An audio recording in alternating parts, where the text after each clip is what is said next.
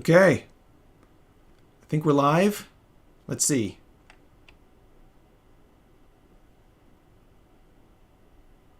Yeah, we're live. Hello, everyone. We're starting a little early today. I'm going to try to speak slowly so the chat translator can translate what I'm saying in case anyone here doesn't speak English. I should take this hat off. This is my crazy hat. I will be, let's see, answering questions. I've got a Q&A up right now. Let's see, is that working? I want to make sure that that's actually working.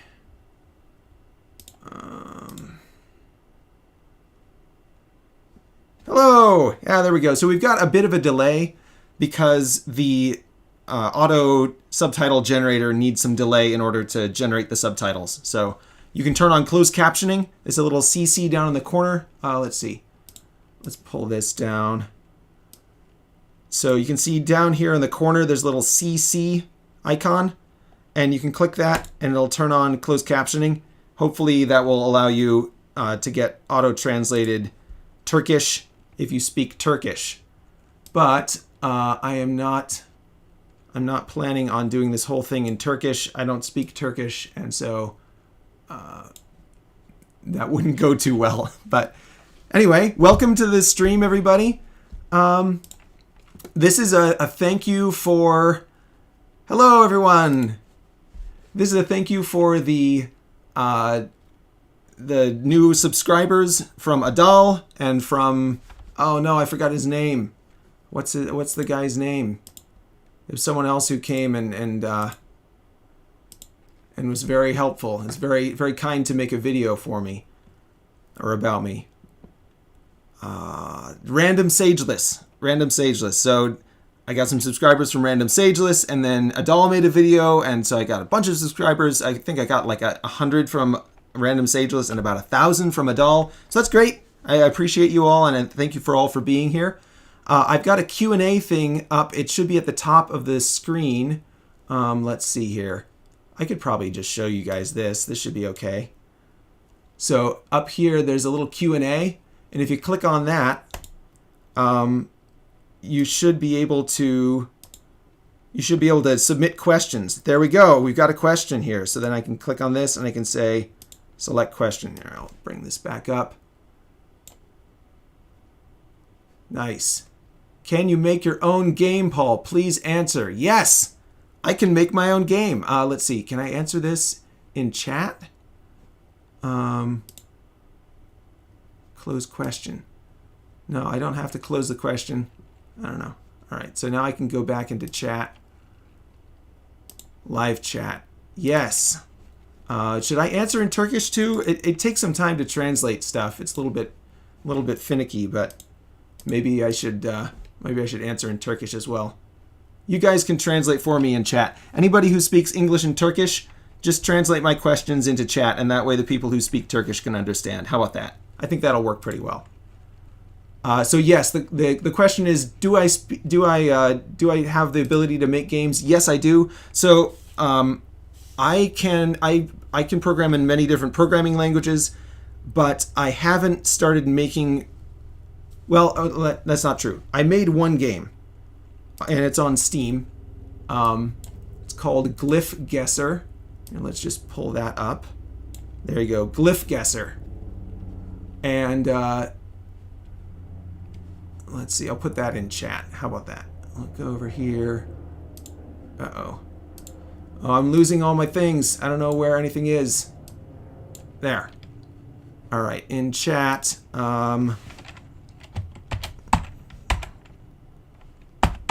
Glyph Guesser is the game that I made. And let's see. Let's go to the store page and I'll get you a link for that. Steam link. Share this game. How do I do that? Share. There we go. And I can put that in chat. There. So that is the game that I made. It's very, very simple. It's not actually that... Oh, I don't know. I like it. I think it's fun, but it's not complicated or like special or anything. It's just a game I made to demonstrate to myself that I could make a game. So it was like a test. It was trying to find out. So it's $1, it's super cheap. You can buy it if you want. You don't have to buy it. But that's a game that I made, and it's very simple. Like I said, it's very straightforward. So Glyph Guesser is a game I made. I can make all kinds of games. I do 3D modeling, so I can make 3D models of stuff. Let's see. Let's pull up some 3D models. If you go to, I'll just open a new tab, 3d.triop.com, and I'll put a link to that in the chat. If you go there, then you can see my 3D model page, and I make all kinds of 3D models, so I could certainly make a game out of this. A number of these have been used in games. Some of these models are used in games. So, like this one was imported into Unity. It's a little bird character, and I don't know. Did I put? I made a video of this. Here we go. There's a video about that, of how to import all that into Unity. Unity is a game engine. So there's what? There's 3 basic approaches to making a game. You can make a game with from scratch using your own code, and that's what I did with Glyph Guesser. This game, I made it completely from scratch in Python, and made the whole thing. I didn't use an engine, I didn't use a platform, I didn't use anything. So you can make it from scratch. It takes a long time. You can use an engine. So if you use an engine that's like Unity or what are the big ones? Unity and Unreal, I guess, are the really big ones.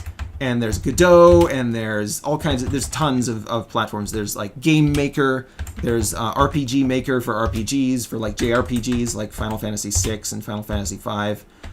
So there's lots of game engines that they do a lot of the work for you, but then the kind of game that you make has to kind of fit in the game that the game engine designers are thinking of when they make the engine. So like Unreal Engine is really good at making first-person shooters, like Team Fortress or I don't know, a bunch of first-person shooters. Fortnite is the guys who own Unreal make Fortnite. So it's focused around that kind of thing, first-person shooter kind of games. Unity, kind of the same thing. Unity is a little bit broader. You can do more things with it. Unreal is focused on good graphics. Anyway, so there's lots of different platforms. So you can do it yourself from scratch. And a good example of from scratch is, where is it? The Witness. The Witness by Jonathan Blow. This is a beautiful game. Very, very, very, very pretty. Very good. It's very puzzle oriented. It's very cognitive. You have to think hard about it. Here, we'll put a link to The Witness in here, because The Witness is great. The Witness is great. Let's see here. Share. Copy that. There we go. So The Witness is amazing. Yeah, Unreal Engine graphics are really good. Hello, everyone. Hello, bro. Yeah, hi, Letaha. Letala. I don't know how you say that. Yeah, I'll try to go back and translate some of the questions here. But I'm going to stick on the questions that I'm answering at the moment, and I'll get through the Q&A, and then I'll go back and try to answer chat, maybe. We'll see how it goes. So The Witness is all made from scratch. That engine was completely made from the ground up. And you can do very specific things with it. So this game is all about perspective and finding paths through a space from a specific perspective. Very good game. Go play it. It's fantastic. It's amazing.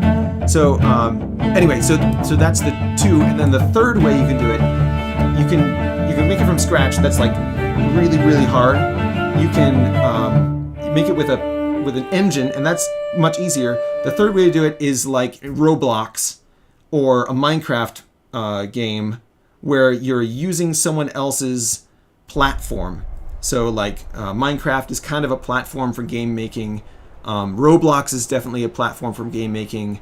There are I don't know. There's a ton of platforms where you can make a game inside another game or another piece of software. And so that's the easiest. And so when people make a Minecraft mod, that's kind of what they're doing, is they're doing that third option. They're making a game on a platform. And the advantage is it's way easier. The disadvantage is it's even more constrained. So you're going from very little constraint, making it from scratch, to maximum constraint, making it inside another piece of software where everything you do has to work with the software that you're working on. And then using using an engine is kind of a middle road between those two, where you are constrained by the software, but not very much, because the game engine is designed to allow you to do a lot of things. So I would like to make games that are different from all the games that currently exist. And so I would like to use the first method of making a game from scratch. And the guy who made The Witness is making a programming language called Jai, Jai, and Jonathan Blow is the name of the guy who makes The Witness. And so I am hoping to make a game using Jai. The problem is that Jai hasn't come out yet. He hasn't released it yet. So no one can make a game on Jai yet, because you can't get access to Jai. But you can look up Jai, Jonathan Blow Jai, on YouTube. He's got a bunch of videos about it. It's fascinating. It's really cool. So I'm hoping once Jai comes out, I'll start making games and make some really cool stuff.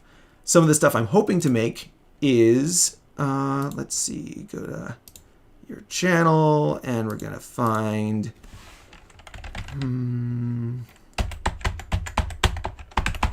Fledgling. So here's Fledgling Talk. Okay, welcome everyone. We're gonna pause that. We don't want the sound going. Do we have sound here too? Oh no, we've got sound going from everywhere. Oh no. Oh dear. All right. Well. Yeah. So this is kind of an overview of the kind of games I'd like to make. The core game is Fledgling, and then there's a bunch of other games that are aspects of the core game, and all of them can be modded really easily. All of them. It's all in my brain, but the idea is that all these could be modded really easily, and that would be fun. Turn on subtitles. Yeah, I do have subtitles turned on. I've got closed captions turned on, I think. Closed captions are unavailable. No, why are they unavailable? They should be available.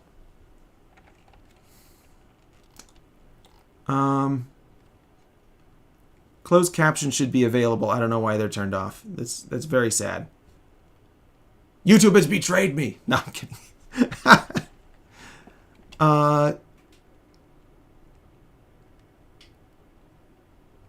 Fubotoglade, you're gonna shoot a video with me and you didn't give up, right? I can shoot a video with you. That would be fine. I wanted to do the Q&A for everyone though, just so everyone can participate in it. But I can do one with you too. That'd be fine.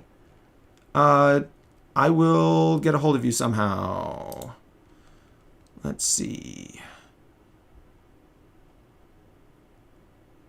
I don't know how to get a hold of you. I know. I'll figure it out. I'll send you a message with my email address, and then I'll delete the message, but you should have the notification, and you can copy it from the notification.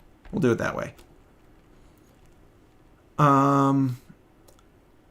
Let's see. Okay, so that's, can you make your own game? Yes, I could, and I'm planning on it, but I haven't done it yet because Jai hasn't come out yet. So I'm still working on developing the ideas so that when Jai comes out, I'll be able to start implementing the ideas.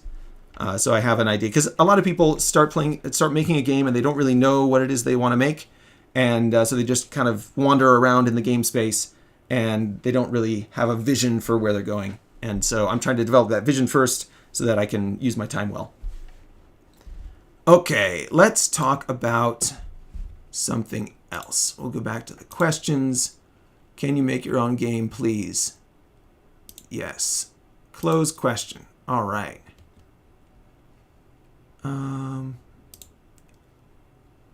Let's see. Do you still work at Mojang? Select question. There we go. Do you still work at Mojang, and if not, when did you leave? So I never was an employee of Mojang.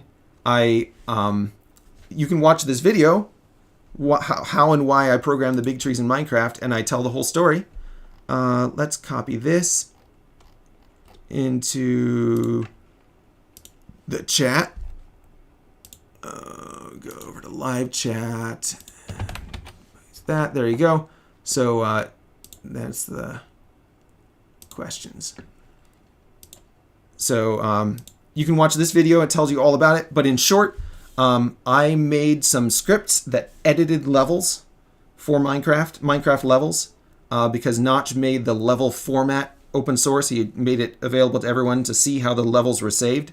So I made some tools. So there's Minecraft, and it saves the file. And then I made some tools that aren't in Minecraft. They're separate from Minecraft, and they can edit the files, the save files. So you can play the game in Minecraft, you save your game, you can edit the file in this script, save the thing, and then when you play the game again, the level is altered. So that's how all my scripts work. So I've never made mods for Minecraft, but I did. So I made the script, and the script is in Python. Minecraft is in Java, the language, the programming language. So I made the scripts in Python that edit the save files. And then I talked to Notch, who made Minecraft, and he said, yes, I'd like you to make that script in Java so that I can use it. And I asked him, well, like, can I see your code? And he said, no, make it yourself. And so I started from scratch again, right? Start from scratch, right? The first option. So I started from scratch and made the whole thing over again, but instead of in Python, it was in Java. And then I gave him the code, and he put it into the game. And so now it's part of the game. And that's how you would make a mod, is you would write something in Java and you'd put it into the game, and then it would be part of the game. But it's not part of everyone's game, because you're the person who put it in, and you're not the one who makes the game. So if someone who makes the game puts it in, then it's part of everyone's game. If you're a mod maker, you can only make it part of your game, and then you have to share the code with other people so that they can put it in their game. And putting it in the game is likely to break the game, and so there are things called mod managers. I don't know what the mod managers are these days. I know back in the day there was Forge. There's like Minecraft Forge, and anyway, there's a few mod managers that help to try to put it in the game without breaking things.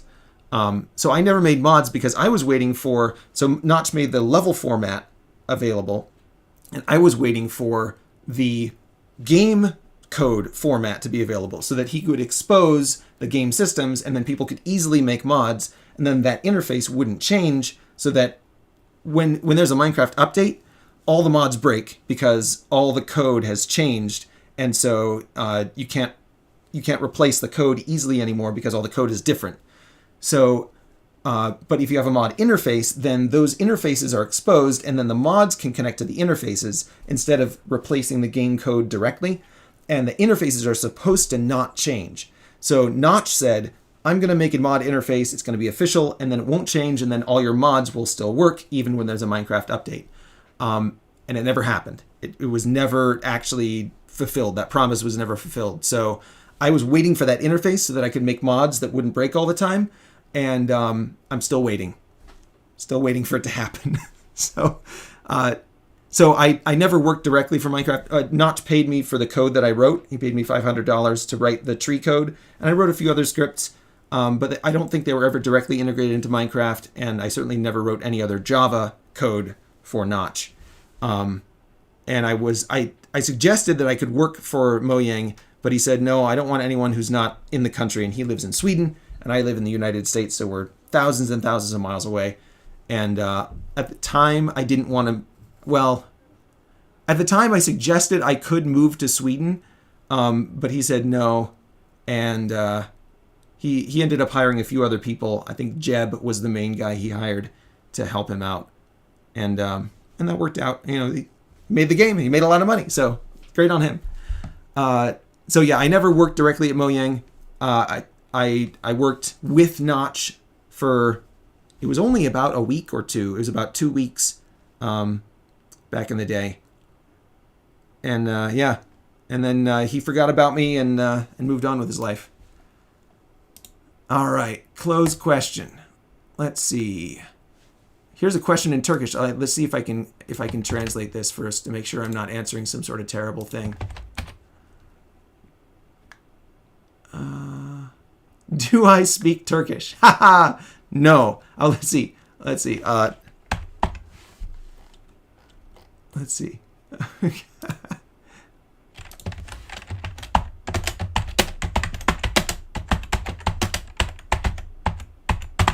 No, I don't speak Turkish.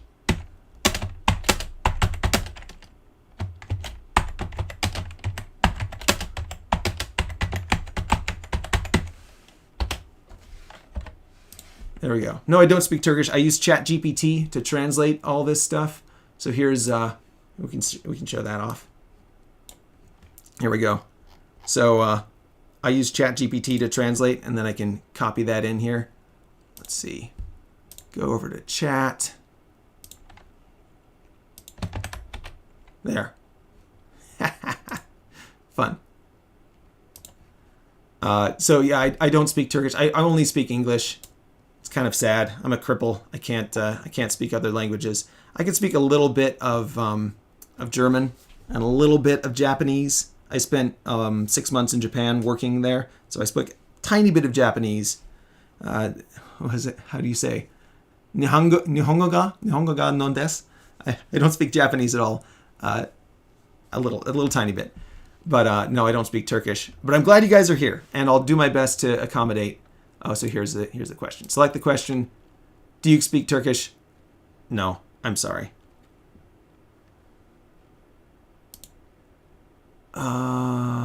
Let's see. Can you talk a little about yourself? Sure. Let's select the question. Yeah. So I am.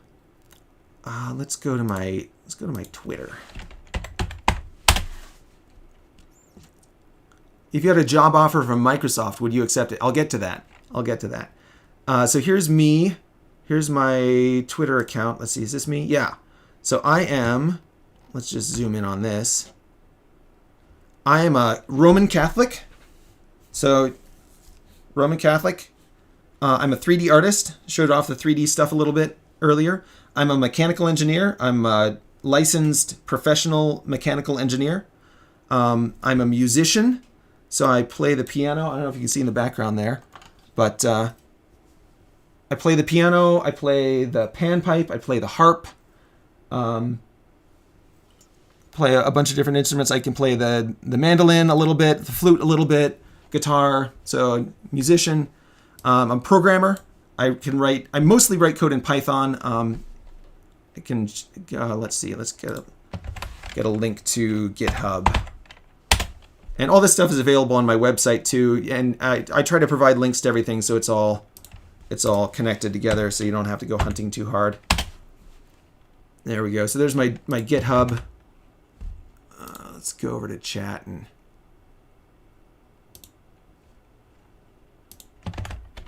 there we go. There's my GitHub. So I'm a programmer, mostly Python, but I can program in anything. Once you understand programming, the particular language isn't that important. You can program in different. So like I had never programmed in Java before I programmed the stuff for Notch, and I've never really programmed in it afterward either. So I learned how to program it, converted all my code over to Java in a week. It was easy.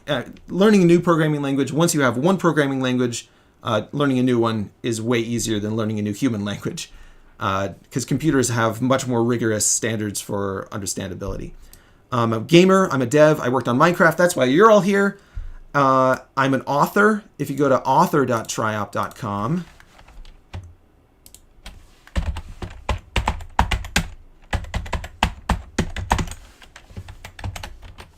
you can see a bunch of stuff I've written. Thanks on the best Minecraft developer. It's not true. Notch is the best Minecraft developer, or maybe Jeb, because they've been working on it much, much longer than I did. I only worked on it for 1 week, guys. Like 1 week of programming on Minecraft, so I'm not that big of a deal, but I appreciate the support. Thank you. So anyway, I'm an author. I write a bunch of stuff. I'm a husband. I have a wife. I've been married. So we got married right before I started working on Minecraft. So around that time, got married and worked on Minecraft same time. So it was 14 years ago, coming up soon in September. 14 years. And I'm a father of 8 children. I have 8 kids, all by the same woman. No twins, no triplets. They're all single, one at a time. She's a very strong woman. She's a very good woman. And one on the way in January. So pray to God for health and happiness for my children. So that's me in a nutshell.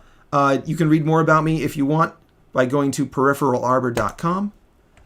And I've got a bunch of stuff in here and yeah, all kinds of stuff. There's so many things. So let's see. peripheralarbor.com. So there's a little bit about me, and you can read more about it if you like at your leisure. All right, look, questions are coming in now.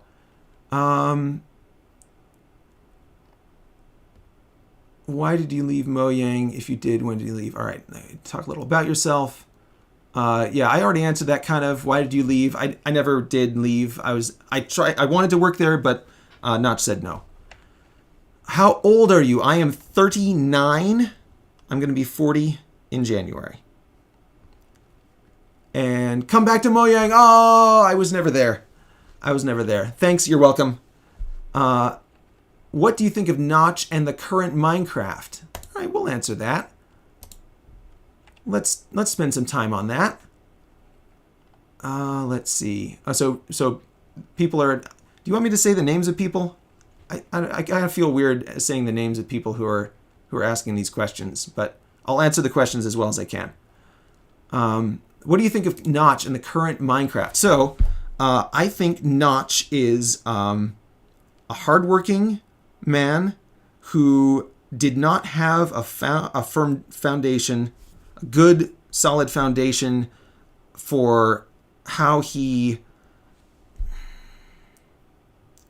was anchored in reality. And when he became rich and famous, it made him go crazy, and he lost touch with firm reality. So he's an atheist, so he doesn't believe in God, so he doesn't have divine power guiding his life. He didn't really have many friends, as far as I could tell. And the reason I say that is because in the first days of Minecraft, there was a forum that he was active on. He would come to the forum and talk to people. And when Minecraft became super popular, he married a woman from the forum. So that tells me that he didn't have any other friends other than the people who were interested in Minecraft. So that's dangerous, right? He doesn't believe in God. He didn't have any friends.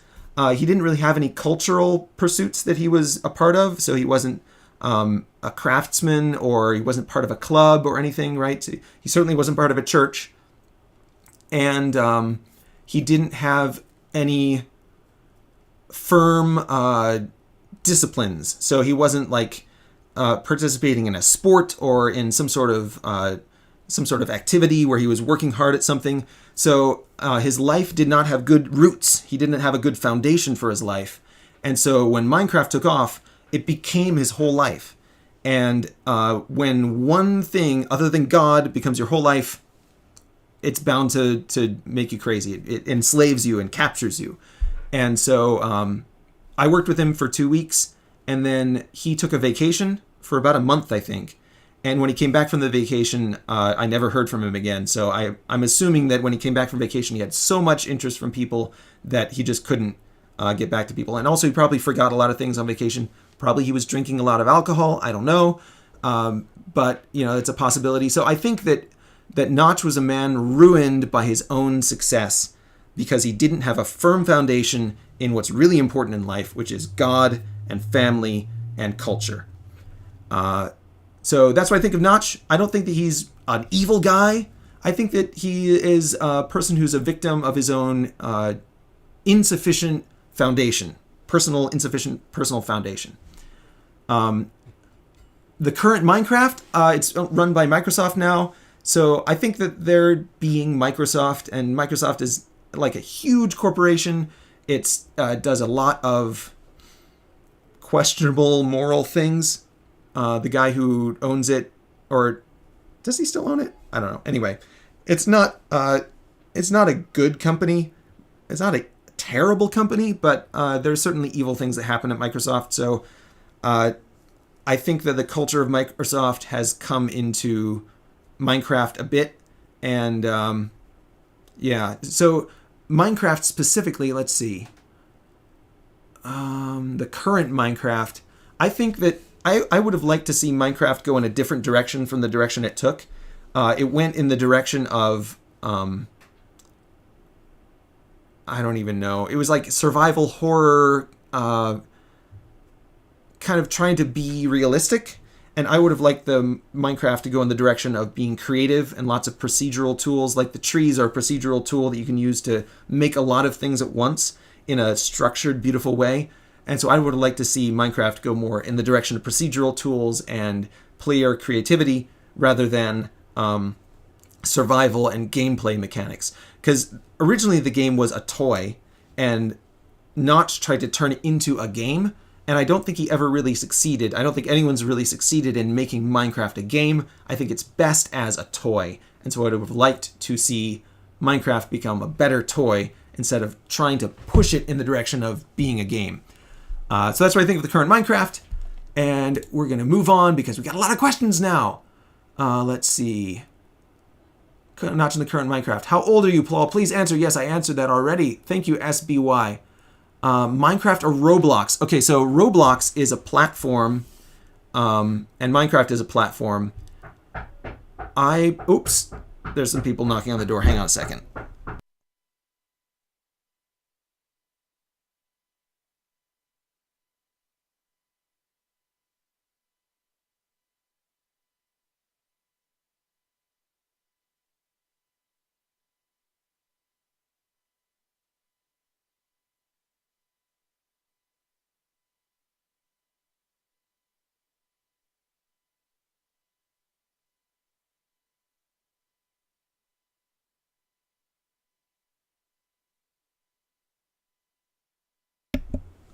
It was my kids.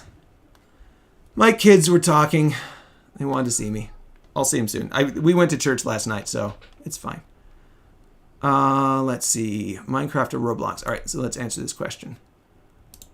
Select question. Minecraft or Roblox? So, Roblox has a much better user monetization system than Minecraft. Minecraft doesn't have a way for users to make money making things in Minecraft. So if you're trying to make money using a platform, using the easiest of the ways to make games, if you're trying to make money doing that, then Roblox is much better than Minecraft. If you're trying to be creative in making a game that doesn't fall into the strict Minecraft realm, then Roblox is better than Minecraft. If you want to play a game that already exists, that is very flexible in how you can make stuff, that feels like you're in a real world without being so constrained by 3D modeling tools. Like if you want to make something that's super realistic, you can make it in Blender or Maya or something. But if you just want to make something and explore and do stuff, then Minecraft is way better because Roblox isn't a game in itself. It's a platform for making games. So if you want to do things, Minecraft is way better. So if you want to make money, Roblox. If you want to actually play a game, Minecraft, because Minecraft is a game, and it's been made over a decade, and it's it's very developed. So yeah, personally, Minecraft. I prefer Minecraft. All right. Let's see. I was bro. I don't know what that means. Sorry. Let's see. Where are we? Oh, there's so many questions. Against what notch did you want to improve the game? Could you instead create a website and make some mods for this game there? So, yeah, we'll answer this briefly. So there are still things about the game Minecraft that I would like to change and do differently. But I've made mods for other games before. I made some mods for Cortex Command. I worked on some mods for Kerbal Space Program. I've played around. I mean, I have coded some of the code in Minecraft, and that's kind of like a mod. So I've kind of modded Minecraft.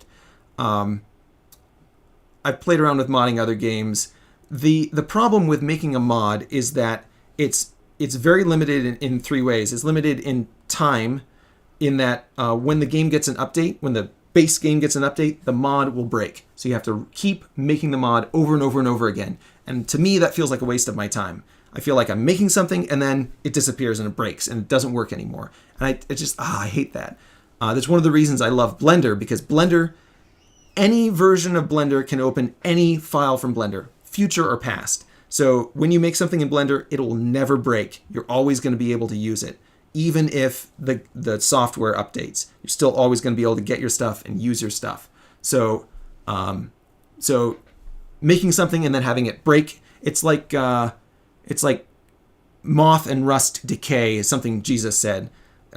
Don't store up for yourselves treasure on earth where moth and rust decay, where thieves break in and steal. So that's another thing. So it decays. The code decays very quickly because it breaks when the base game breaks. The second thing is you don't actually have control over the base game. So the base game, they can say, oh, you're not allowed to do that, and then you're not allowed to use your mod anymore. So there's a lot of intellectual property restrictions. And I have a whole thing about IP. Ask me about IP if you want to hear my opinions about intellectual property. But so the second thing is you don't really have control of it. So people can steal the code very easily. So it decays very quickly. It can be stolen very quickly. And the third thing is that it is very constrained by the base game. So the base game sets all the parameters for what you can do in a mod.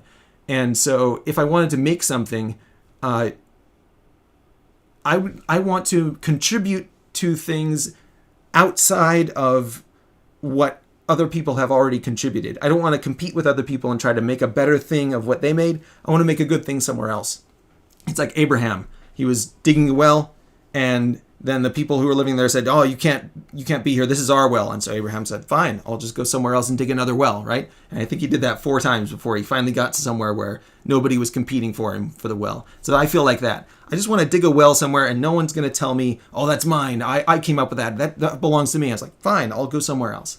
So those are the 3 reasons why I don't really like making mods. I'll play with them and, kind of tinker with them, but I don't want to invest a lot of time into it because because of those 3 reasons. All right, mods. If you had a job offer from Microsoft, would you accept it?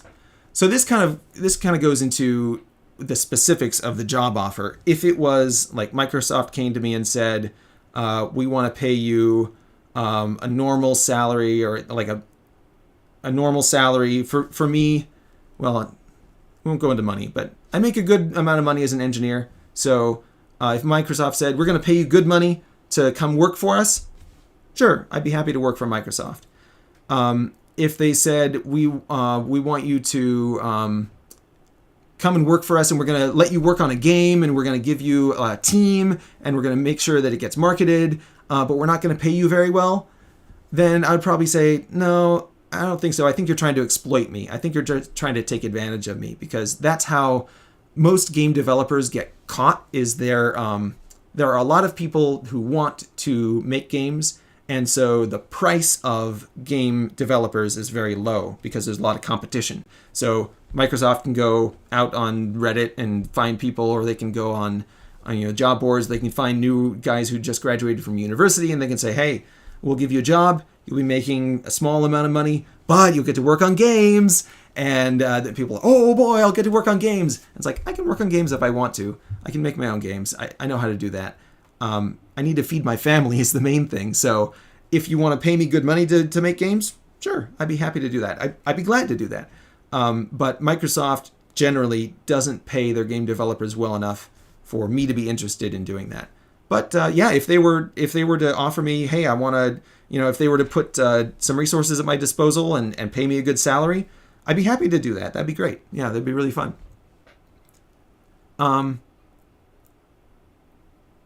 Let's see. Microsoft. Are you thinking of operating a Discord server because I'm sure all the Turks like me will come and join. Ah, yeah, good. Thank you. Well, I do have a Discord server. There are only a few of us there right now, and I don't have the time. I have family and other obligations, so I don't have time to moderate everything all the time. But if some of the people who are currently there are willing to be moderators and help me, then I will open it up to the community. So I'll make a community post if that happens. I'm still talking to them about it, so I want to make sure that I don't ruin their culture and the group that we have there already. But not that you guys would ruin it, but you know what I mean. Sometimes there are a few people who will make things hard for people, and I don't want to make it hard for my friends if if they don't want to have that influx of people. But I would like to talk with all you guys, and it would be fun to hang out. So hopefully that'll work out. But not quite yet. We haven't solidified that yet. Same thing. Do you plan to open a Discord server? Can you talk a little about yourself? I did that a little bit. We love you. Thank you. I appreciate it. I love you guys too. I really appreciate the support and the good feelings and the feeling of camaraderie. It's very good. It's a good feeling. If you had a job offer from Microsoft, would you accept it? I just answered that. Are you thinking about opening a Discord server? Yeah, I just answered that one too. So you only have to ask the question once. I'll get to it eventually, but asking the question over and over again, it's not going to do anything. How can I start to programming? All right. Well, I would suggest using ChatGPT. So if you go to chat.openai.com, it is free. Let's see. Go to chat.openai.com, and you can tell it. It speaks every language, so you can tell it in Turkish, you can tell it whatever. I've been using it to translate from Turkish, but you can talk to it in whatever language you want, and you just tell it, I want to learn to program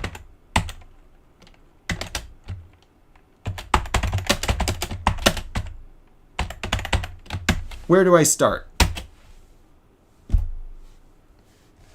There we go. Choose a programming language. Look at some online resources. Yeah, so it'll walk you through stuff.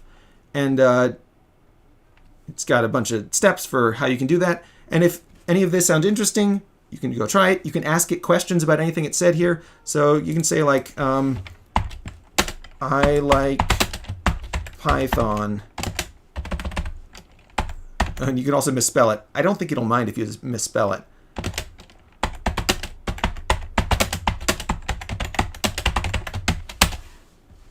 I like Python. How would I learn that? There we go. Install Python. Understand the basics. Personally, I recommend Python. You install Python. You go through the tutorial. There's a tutorial built into Python. You go into help, go to the tutorial, and it's a great tutorial, and that'll teach you the basics, not only of Python, but of programming in general. So do the Python tutorial. That's my suggestion.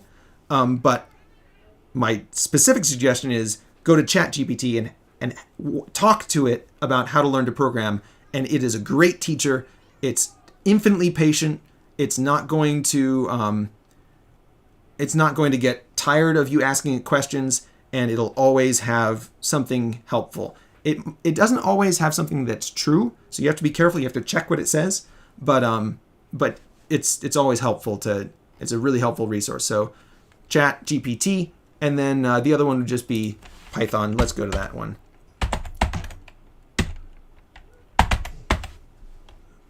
Python.org. There you go. So yeah, so some people are saying C++ is good, and so C++ is the main programming language that's used for from scratch game development, right? Remember back in the three types, there's from scratch. If you're going from scratch, C++ is usually what they use. If you're doing, so C++ is the main one that people use. The reason I don't use C++ is for the same reason that Jonathan Blow doesn't use C++, and you can look him up. And in his talks about Jai, he's got a talk about a programming language for games, and he talks about all the reasons why he doesn't want to use C++. He prefers his programming language. Control C, Control V is good for programming. Yeah, it is. Copy paste is really nice. So anyway, yeah, I recommend Python, starting with Python, and use ChatGPT to walk you through it, because it's going to be able to answer your questions very, very specifically, your questions, and it'll talk in your language. So it's great. It's a very good resource. Let's see. There's someone asking me to read their name. I don't understand the language that your name is in, so probably you're trying to trick me into saying something bad. So I'm not going to do that. But I appreciate you trying to trick me. It's very tricky of you. How can I start programming? All right, let's see. Are you thinking about opening a Discord server? Yep, I already answered that. Ooh, here's one in Turkish. Let's see if we can translate this. Did I get away from my chat? Yeah, I did. All right, let's put this up here. And we're going to go back to this. So if you haven't seen how and why I program the big trees in Minecraft, you should watch that video, because it answers a lot of the questions about Minecraft and my work on Minecraft. All right, let's see. Delete that, and we're going to go over to here, and we're going to see if this question is something I can answer. Yes, it is. All right, good. So let's feature that. Whoa, where are we? There we go. Select question. There we go. So the question is, whatever that question is, I don't speak Turkish. I don't know how to say it. But it basically means, are you working on a game right now? And yeah, I am, kind of. I'm working on Fledgling. So this is Fledgling, and this is a video. Let me link this again. I'll copy that and put a link in there. And this is kind of an overview of Fledgling. There's a whole series of videos. This is number 9 out of 9 videos that I've made about Fledgling. And so you can watch those if you want, if you're interested in the game that I'm working on. I'm not currently writing code for it, because like I explained, I want to be a good steward of my time, and so I'm waiting for Jai to come out so that I can write the code in Jai and not have to rewrite the code several times. But yeah, I am working on a game. .chat. There we go. There's the video about the game I'm working on. Okay, let's keep moving here.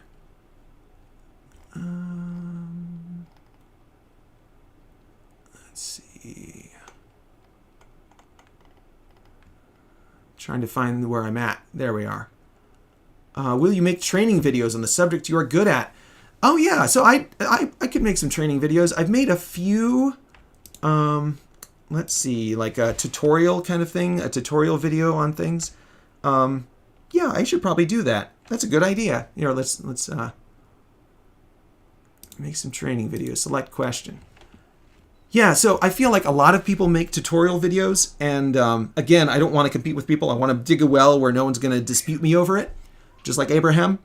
And so, but I don't think that maybe there aren't many good videos about some of the things that I'm good at.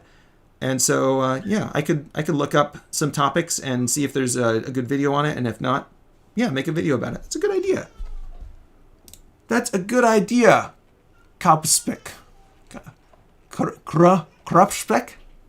I'm saying it terrible, sorry. But yeah, make some training videos on things. That'd be a good idea. I should do that. Thank you. Let's see.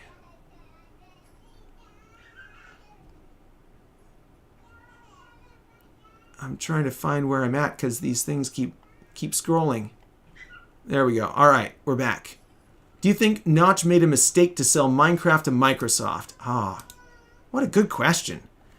I think that Notch was given a really good offer for Minecraft. I don't think that Minecraft was worth, what was it, $2.5 billion or $1.5 billion? It was more than $2 billion. I think it was 2.3 something billion dollars. I think he was given a really good deal for it. I think Microsoft made him a really good offer. If I was in that position, I might have taken the money too. I don't know. I don't remember if Notch was allowed to continue developing the game, or if part of it was that he couldn't develop the game anymore. I don't remember. I don't remember how that worked. But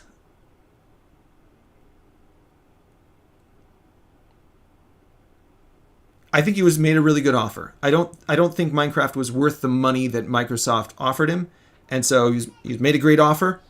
On the other hand, money isn't everything, and he had the popularity, he had the presence to be able to keep working on the game himself.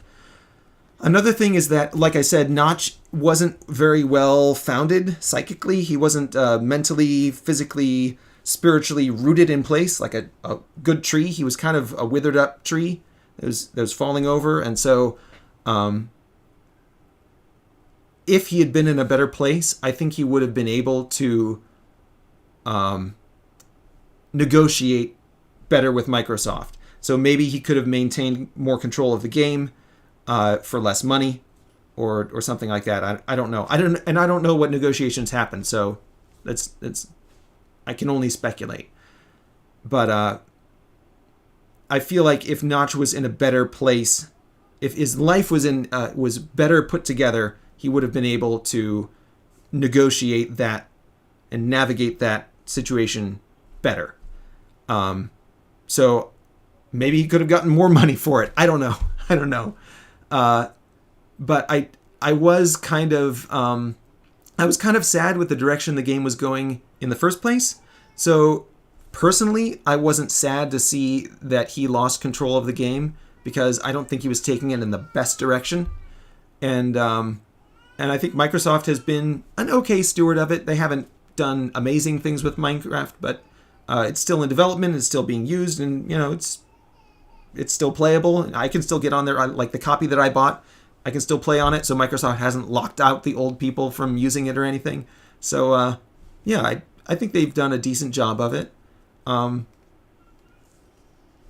So I don't know. I feel like it wasn't the best decision that could have happened, the best thing that could have happened, but it certainly wasn't the worst thing that could have happened. So yeah, it was all right. It was all right. Can you read my name, please? Yeah, no, I'm not going to do that. I can here. Let's see. Let's translate this and see what this means.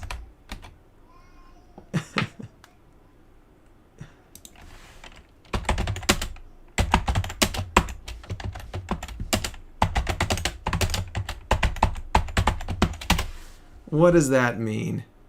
It doesn't have. It appears to be a full name. Okay, ChatGPT. All right. Well, so I'm not reading names right now, guys. Sorry. Are you thinking about opening a Minecraft server? I could do a Minecraft server. I could host a Minecraft server. I do have a static IP, so I could host it directly and with a static IP, and people would be able to get on and play. There's kind of limits to how many people can get on a Minecraft server, right? Like yeah, I don't know. It could be fun. Once I get my scripts working well, I would like to do something where I have a server, people go around and find neat places. I take the server offline, edit the level file so that it's different, and then bring it back online and people can explore those places again. I'd like to make some scripts for making cities, making dungeons, making houses and stuff, making maybe like ruins would be fun. So editing the levels, maybe making interesting landscapes. I love the floating island, like the sky island thing. So maybe like making some sky islands would be neat. So yeah, I might do a server. I would want it, again, I want it to be something unique. I wouldn't just want it like for hanging out, because you can do that on Discord, and you can always host your own servers and stuff, and like invite people to come play on them. So if I was going to do something, it would be something like that, where I was doing something interesting with the levels, or maybe modding it in a specific way or something like that. So yeah, I don't know. I don't have any current plans. I don't have a current Minecraft server, but maybe once I get my scripts working on the latest version of Minecraft, I'll be able to host something that would be interesting. So yeah, if there's interest in that, I'd be interested in it. But I don't have one right now. Let's see, Minecraft server. Open a Discord server. Yeah, I talked about that. I am planning on doing a Discord, or I do have a Discord server. I've asked the people who are there right now if they would be willing to moderate a larger community. I was part of the Seamus Young community. Well, let's just select this. I was part of the community of Seamus Young, and he had a really, really good community, and I would like to be part of that kind of community again. So, but I realized that not everyone is the kind of person that can participate productively in a community online. And so I want to be conscious that the friends that I have on my Discord server right now might be disturbed if a bunch of new people came in and upset things. It changed how things are going. So I'm talking with them about it and seeing if they're okay with doing that. But we'll see. We'll see how it goes. Do you have the really big tree script from InDev? I do. So let's see. Do you have the really big tree script? So the really big tree script is here in the description. You can go to the scripts, and these are the code. Now this is code in Python. It's not in Java, but it's the same code. It does the same thing. I translated it directly over from Python to Java, so it does the same thing. So this is Forester. That's the tree script. It can make super huge trees. All these scripts right now, the best way to get them is from GitHub. So there's a GitHub link. Here, I'll just put this here. I'll just put this here. There we go.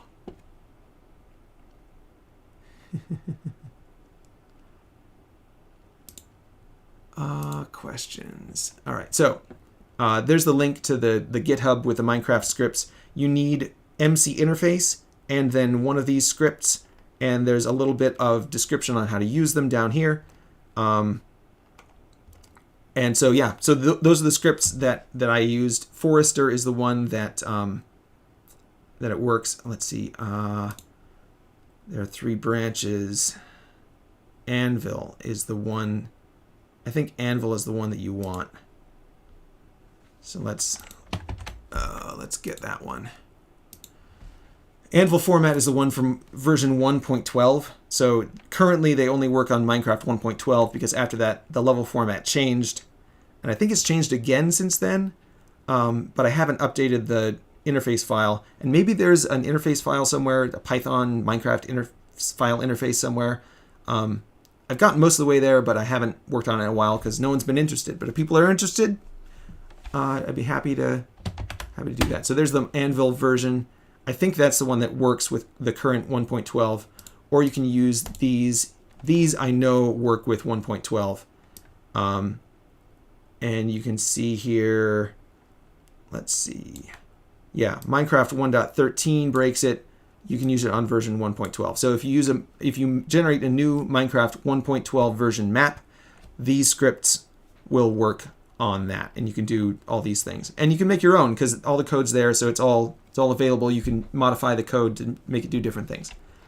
So yeah, the tree script is still available. You can do it up to 1.12, and hopefully, if people are interested, I'll update it so that it can go all the way up to the current version of Minecraft. Okay. Yeah, you're welcome for answering questions. I'm glad. Let's see. Let's go back to the questions. Really big trees from Minecraft. Yes. Are your JavaScripts still available? Yeah, so they are in Python. They're not in Java. The code I wrote for Minecraft. Oh, okay. The code I wrote for Notch in Java is available online because Jeb, let's see, Reddit, Jeb, Minecraft trees.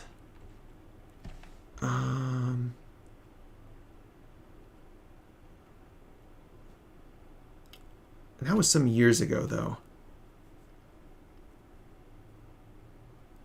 How about forest prints?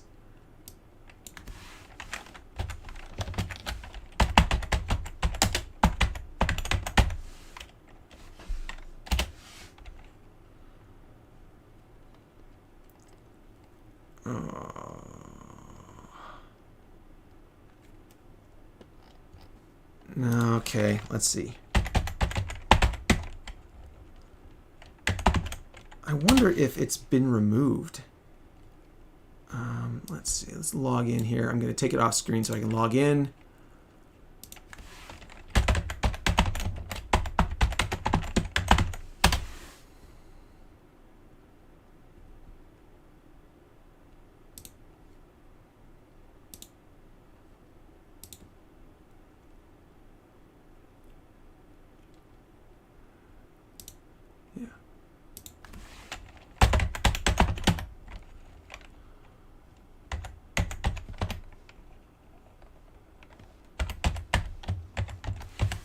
I think that's right.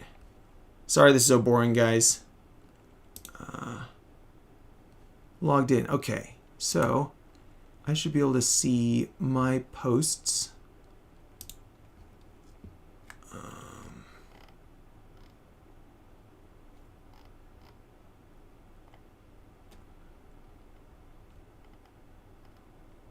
Where's my post?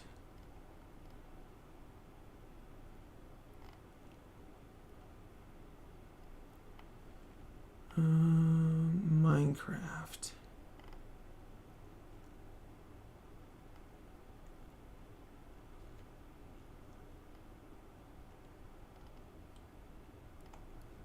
Here we go. Here we go. Okay. This, while you are all crying over the name change of Poppy, I am focusing on the loss of true beauty. Goodbye, forest prince. So they took the trees that I made out of the game. Here, I'll put this in chat so you guys can go here instead of searching for it yourself like I did. And so there's the link to the Reddit post. And in here, Jeb says they got removed because they weren't following the leaf decay rules and they caused a lot of chunk updates. Here's the code if you want to help getting the trees back. I wonder if it's still live. It is! There we go. So here is the code that is in Minecraft that's the code that I wrote. And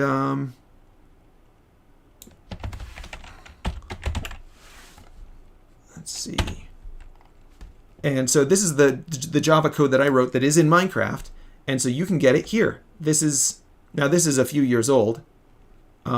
But this is the code. This is the code itself. And this is the stuff that Jeb pasted directly out of the source code. So that's at the time what was there. So there you go. That is the Java code that I wrote for Minecraft. Jeb put it on the internet and he made it available so everyone can see it. There it is. So yeah, that is something, and I talked to him and then they fixed it. There I am, DudeCon. I said, hey, this is me. I'm the original author. Here's how to fix it. And so, yeah, fixed it. And then they put it back in. So yeah, the Java code is actually available, but also the scripts are available. And you can go to, oh, actually it's easier. It's easier now because I made a shortcut.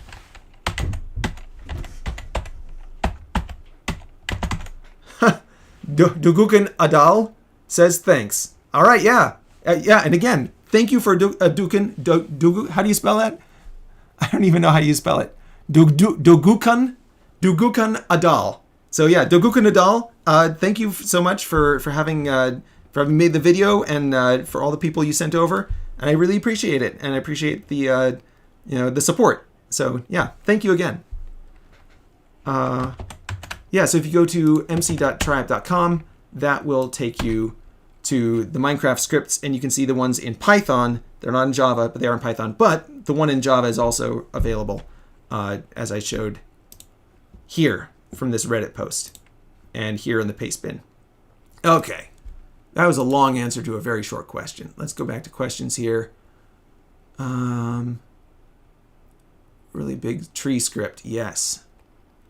Okay. JavaScript still available. Okay. Have you tried contacting Mojang?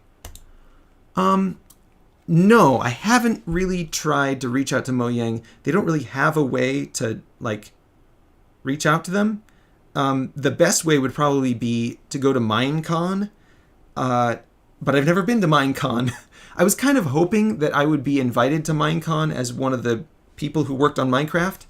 But when Notch forgot about me, I was never invited. So I was like, oh, I don't want to go there and be like, you forgot about me. I demand you acknowledge me. Because it's like, that's not very professional or kind or humble. I want to be, my name is Paul. Paul means, it's Latin. It means small. It means humble. And so I want to, and there's a virtue in humility and not saying, pay attention to me, I'm important, right? So I'm humble and I want to be humble. Lord willing, I'm humble. So I don't want to go and tell people, you have to pay attention to me, I'm important, right? Because I'm not that important, not really. So I don't know how I would reach out to Mojang. If I'm kind of waiting for them. So you wait. The principle is you wait for the person who is the authority to reach out to you. You don't go to the authority and say, you need to pay attention to me. You wait for the authority to come to you and say, you're doing something I like. I want you to do something for me. So following that principle, I don't want to go and tell people I'm important. You have to pay attention to me. If they want me to contribute, I'm happy to do that. And like with Mojang here, Jeb said, oh yeah, this is something that we need help with, and so I was happy to help there. But they never, Jeb never acknowledged what I said. He never responded to me. He never said thank you. He just fixed it and went on with his life. So I feel like Mojang doesn't have a culture of honoring the contributions of others. Maybe that's one way of putting it. They might also be restrained by intellectual property restrictions or something. And so maybe that's why they don't do that. But yeah, I would be interested in working with Mojang if they wanted me to, but I don't want to go and like bang on the gate and tell them you should listen to me because I'm important and smart. It's like, well, I'm not important and I'm not even that smart. So it's yeah, I haven't really contacted. So in answer to the question, no, I haven't really tried to contact them. They know how to get a hold of me. I mean, I'm on Reddit, I'm on Twitter, I'm on YouTube. They could easily get a hold of me if they wanted to.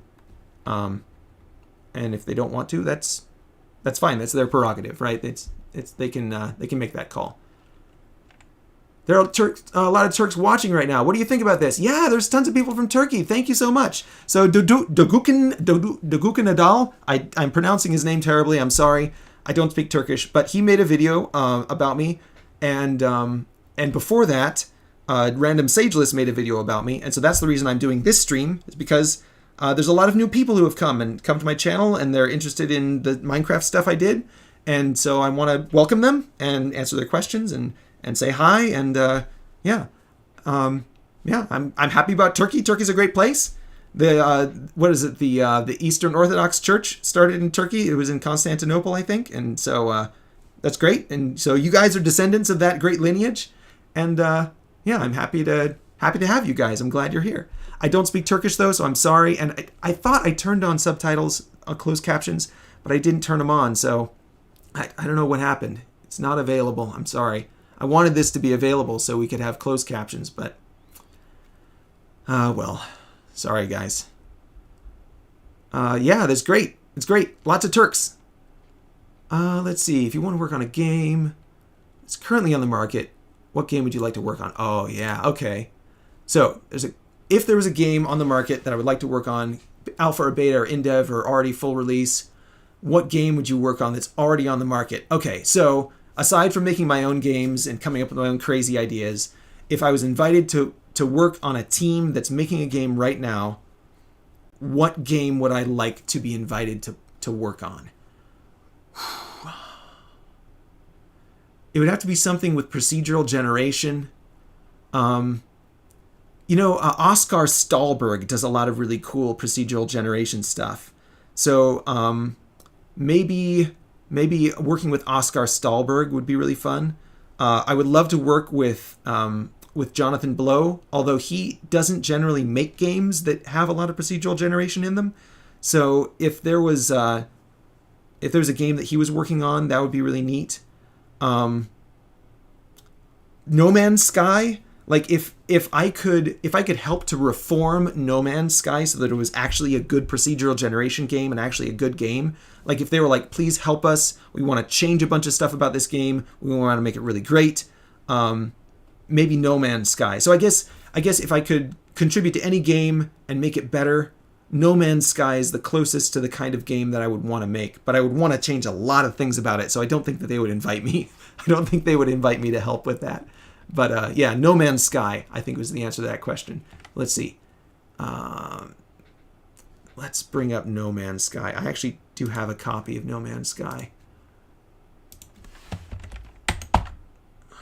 No Man's Sky.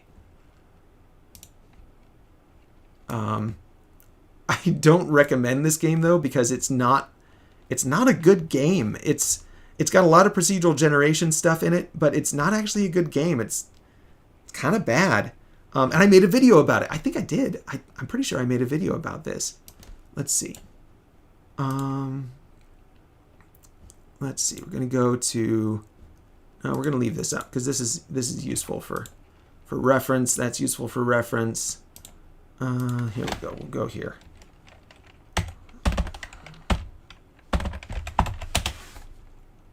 Too many websites. I'm going to go to my channel and we're going to go to No Man's Sky. No, we're not going to go to those guys. We're going to look at my channel, No Man's Sky. There we go. Yeah. No Man's Sky. We made a few videos. So Seamus Young and I made a few videos about this. About No Man's Sky. There you go. There's some videos about No Man's Sky. You can look them up and watch them if you want to. I don't think No Man's Sky is a good game. I think it's actually kind of bad, but it's the closest current game on the market to something that I would be interested in working on. So that's my answer. I'm sticking to it. All right, let's get back to answering questions. If you want to work on a game, good. Okay. I think you should add Turkish subtitles to all your videos because half your followers are Turkish because of Adal. It's true, more than half. It's like, so before Adal made that video, I had about 30 people, about 30 that were consistently watching my videos. When I put a new video up, about 30 people would watch it. Now it's about 1,000, maybe? Well, let's see, how many people are watching this right now? There's 22 people watching it right now, so maybe not 1,000, but 200, 100, 200, 300 maybe. So and of those people, so that's like about 300 people are going to watch my video, and they're all from Turkey. So I'm going to be sure to put subtitles on my videos. And I thought I did it for this video, but apparently I messed something up. I'm sorry, guys. I really should do that. Is there a way to change? Is there a way to change this? Closed captions. Automatic captions. There. Oh, no, I can't. Can I change this? Closed captions. I can't turn it on. I'd have to end the stream and then start it over again to turn on closed captions. Sorry, guys. I can't turn them on anymore. I should have looked at that setting. I'm sorry. I messed up.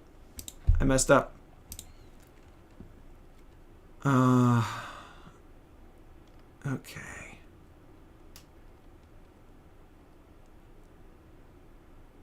Yeah, more than half. Like, almost all my followers are from Turkey now. Thanks, guys. Do you play Infiniminer? Did I play Infiniminer before Notch made Minecraft? No, I heard about Infiniminer after I started playing Minecraft. I did download and play Infiniminer a little bit, but it was just a prototype, so I didn't play it consistently or or anything. Although I did reach out to Zach Barth, who's the guy who made Infiniminer. He also made Infinifactory. He made Space Chem, which is one of my favorite games. Space Chem. Let's bring up that. Space Chem's great. Space Chem. Space Chem is one of my favorite games. Space Chem is wonderful. This is a great game too. If you guys can play this, it's great. And it's only $10. It's cheap. Space Chem. Let's see. Let's put a link to Space Chem in here, because Space Chem is I love Space Chem. That was one of the first games that I played from Zach, and so Zach Barth was the one who made Infiniminer, which Notch used, and he has become a game developer himself. He's a game developer. He was before, and he was after for a while. I don't know if he's taking a break from game development now. His studio, Zachtronics, he closed it out, so that studio is not making games anymore. I don't know if Zach is still making games or if he's going to do something else with his time, but I should reach out to him again. He's a neat guy, Zach Barth. He's a good guy. Okay. Let's see. Questions. Infiniminer. Yeah. Let's see. Add Turkish subtitles. Yep, I should have done that. How do you feel about Minecraft? Yep, I talked about selling Minecraft to Microsoft. The Duguk and Adal says hello. Yes. Hello, Duguk and Adal. Thank you. We have a Discord server. Yeah, you guys have a Discord server. Maybe I'll join your Discord server. Although, again, I don't speak Turkish, so it would be very difficult for me to communicate with people. How are the random village houses generated? Okay, so this is kind of interesting. The random village houses that I made... where's Hutman? There's a picture of Hutman in here somewhere. So these are generated using... it'll start at a point and then it'll work outward. So kind of like spilling paint. It kind of flows outward a little bit. And then it builds walls and a roof over the top. So it's very simple. So that's how these huts are made. But in Minecraft, the villages... Let's bring up a picture of Minecraft villages.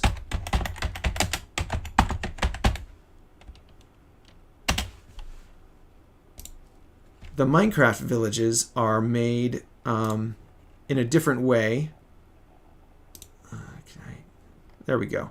So the Minecraft villages are made with something called a template. So it's a set of blocks that's always the same, and that is that gets plopped down. So the game takes that piece and puts it down in the game. So first what it does is it levels everything out, so it makes a level. So you can see how here on the edge it's been raised up. So it flattens everything in the area, and then it plops down these houses in all these different places. And these houses are pre-made, and they're populated by things. And there may be a little bit of templating where they can replace parts inside. So they can replace a wall or a room or the contents of a room, or move the contents around. But they're not doing true procedural generation where they're building the whole thing from the ground up and you can make an arbitrary building. At least last I checked, they weren't. So so the villages in Minecraft are fundamentally created in a different way than the way that I would approach it, which is to do it purely procedurally, like with the terrain. Like the terrain in Minecraft, all the ground and everything, that's generated procedurally from the ground up. Haha. But it's made that way so that it's it's a different approach. And I think the dungeons in Minecraft are also made with templating, with pieces that it puts in, and so it slots pieces together. So, and that's kind of how it's kind of how where's my, kind of how the castles are made.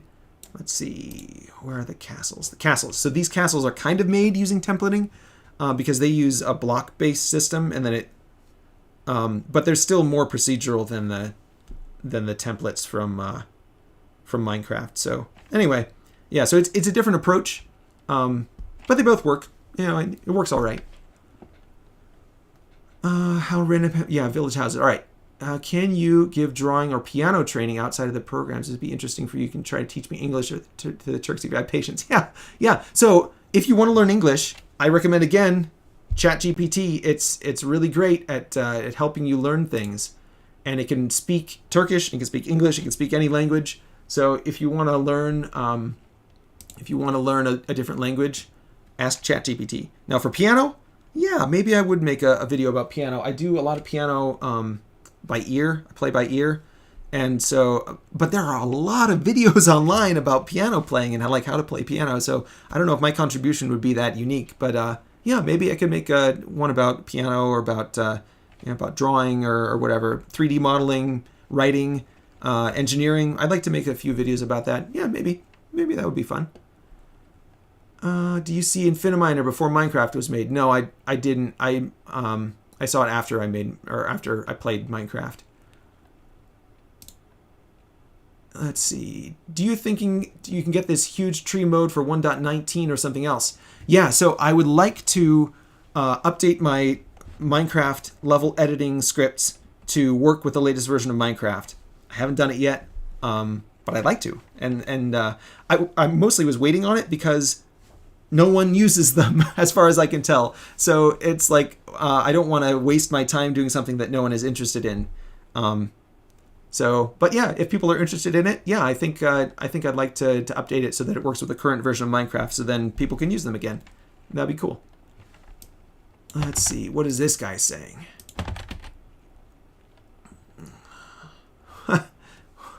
What are you trying to do?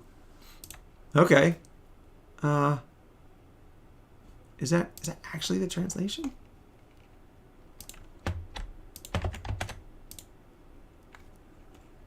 Yeah, okay. Let's feature it. So, a lone man says, what are you trying to do? That's a big question. So I am trying to be, let's see, in one phrase, I want to be awesome for God. I want to be an amazing, good person toward God. So if that helps other people, because God loves other people, I want to be able to help other people. I want to be a good father because God wants me to take care of my family. I want to be a good programmer because I'm good at figuring out code, and so God wants me to help other people by making computer code. I want to be a good engineer, a good writer. I'm very creative, as you can probably tell. So I'm interested in many things, but I want to be contributing, helping people, and being a good light in the world for God. So yeah, that's what I'm trying to do. That's what I'm trying to accomplish in my life, I guess. Be a saint. That's another way of putting it. And the Catholics say, be a saint. And so I want to be a saint. That's what I'm trying to do.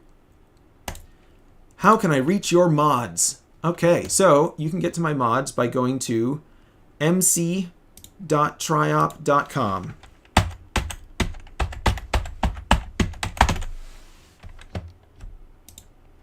And that takes you here, and you can get my mods from there. They're not really mods, they're level editing scripts in Python, but that's a fair enough answer.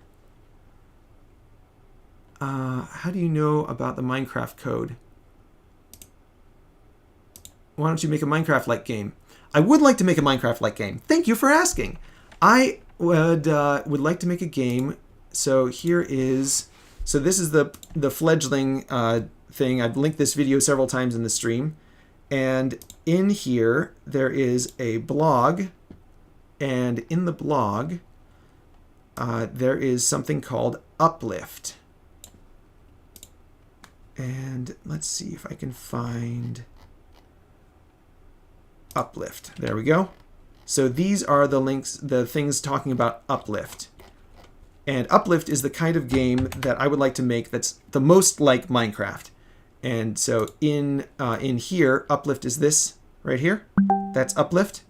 And I'll put this in the chat. That is the articles I've written about Uplift. I haven't made it yet because, again, I'm waiting for to come out so that I can write it in a good programming language. So I'm using my time well for God, right? want to use my time well because God gave me this life and I don't want to waste it.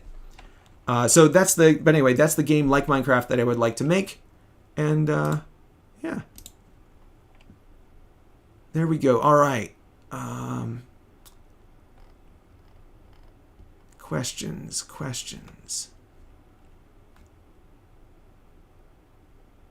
Let's see. I should probably just select all these. Let's see. Yeah, I answered that one. Answered that one. Answered that one. I just realized that if I answer them here, then it takes them off the list, so then I don't get lost so much when I'm switching back and forth. Yeah, huge tree mode. Yep, I answered that. I would like to make that.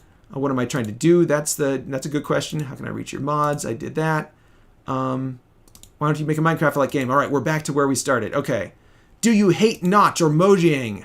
Ah, that's a good question. All right, so I don't speak Turkish, so I watched Adal's video about me, but I only understand it from the subtitles translated to English by YouTube. So maybe I misunderstand it.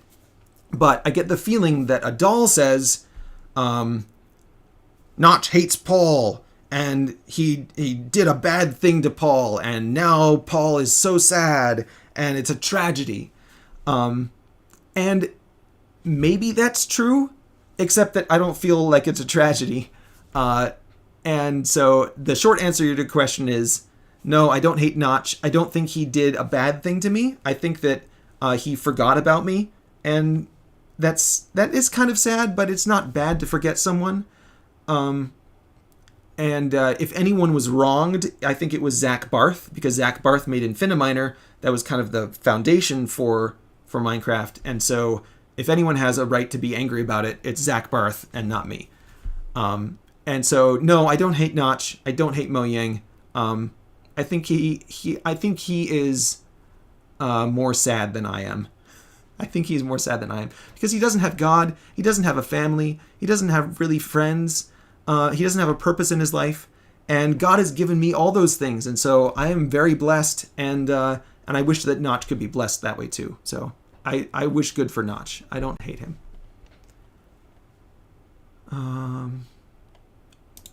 Let's see. Yeah, did that already. You can make a new Minecraft. I would like to, yeah. Uplift. Uplift is the game I would like to make that's like Minecraft. I am ashamed, but do you mind if I get the Minecraft Classic source code? So I never had access to the source code of Minecraft. Notch was very strict about maintaining control of the source code for Minecraft for himself, and he eventually sold it to Microsoft because he had maintained strict control of it. So I don't think he would have been able to sell it if he had let other people get access to it. So I never had access to it. The only code that I had access to was a very, very small code template that he gave me to use to interface with the game. So then I wrote all my code in Java inside that template. And I showed you that on the stream. There's a link in the chat to where that code is in the, you can see it for yourself. That's the Java code that's in Minecraft. But that's the only Java code that I know that's in there because I made it. The code that anyone else made, I don't have access to it. However, you can reverse compile you can reverse compile Java pretty easily. And a lot of people have done that. And the way they share that is through a mod manager. And so you can see the source code for Minecraft kind of using the mod managers that are available. So if you go to any of the Minecraft mod managers, you can see the source code, kind of the source code for Minecraft. It's the same code that will run Minecraft, but it's not the same code that will, how do I put it? It's not in English the way that it would be if it was the original source code. It's been obfuscated and then reverse compiled and then kind of reverse engineered so that it looks kind of like the code that you would see. So that's where you can get the code for Minecraft. I don't have it. No one does except for Mojang and Microsoft, I guess. but you can get to it kind of reverse compiled through the mod managers. All right. I hope you're having a wonderful day. There's a Turkish YouTuber called Adal. He made a video about your tree program. I suggest you check him out. Also, your kid is so cute. Aw, thanks. So I made this video because of Adal's video, and I even put his name in the title of the video. So yes, I'm aware of him, and I'm very grateful to him for putting that video together and giving me some thanks for the work that I did, and I'm giving him thanks for making me more famous. That's very nice of him. So yeah, thank you, Adal. Again, thank you for putting the video out there, and thank you to Random Sageless, because he made the video first, saying about the work that I did on Minecraft. So it's very nice of both of them. Thank you. Are you thinking of making new Minecraft? Yeah, I am. It's called Uplift. There's another one about the YouTuber. What are your PC specs? Okay. My PC that I'm working on right now is, let's see, I can probably just pull it up. System. Let's see. Information about your system. Here we go. So I'm running Pop! OS. It's a Linux distribution.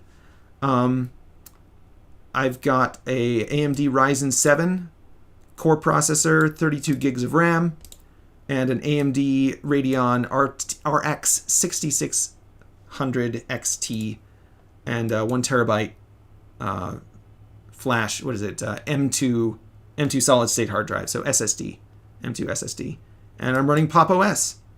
64-bit Pop! OS. So there you go. There's my system specs. I do a lot of 3D modeling in Blender. So I need to have a pretty good PC so that Blender will, let's see, we'll just pull open this. And we gotta bring it over here so you guys can actually see it. But anyway, I make 3D models and stuff. And so I have to have a pretty good PC, because otherwise it won't be able to process all the pixels and things, all the triangles and stuff. So that's kind of a whole other life that I have is the 3D modeling thing. And like I said, when asked the question about tell me more about yourself, right? Like, this is one facet of my life, and there are lots of facets. So anyway, yeah. But you don't need a PC that good to run Minecraft. You can run Minecraft on much lower hardware. All right, let's go to live chat and see if there's anything happening over here. Is anybody spamming? Nobody's spamming. Thank you guys for not spamming anything. That's great.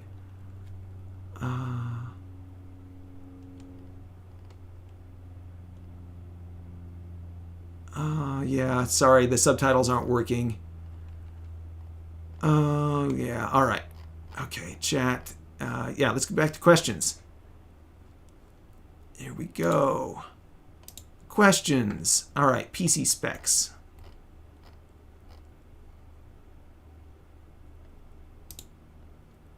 Let's see.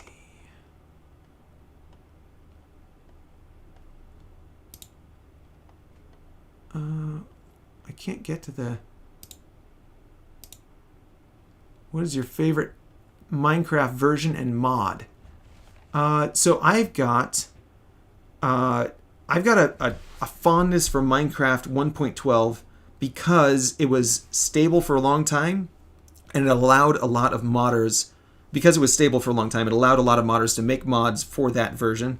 And so there's a lot of really fun mods for Minecraft 1.12. I haven't really played much of Minecraft after that, but after that, probably just the current version, just because it's the latest and has all this stuff in it, all the latest stuff. But yeah, 1.12 is probably my favorite version.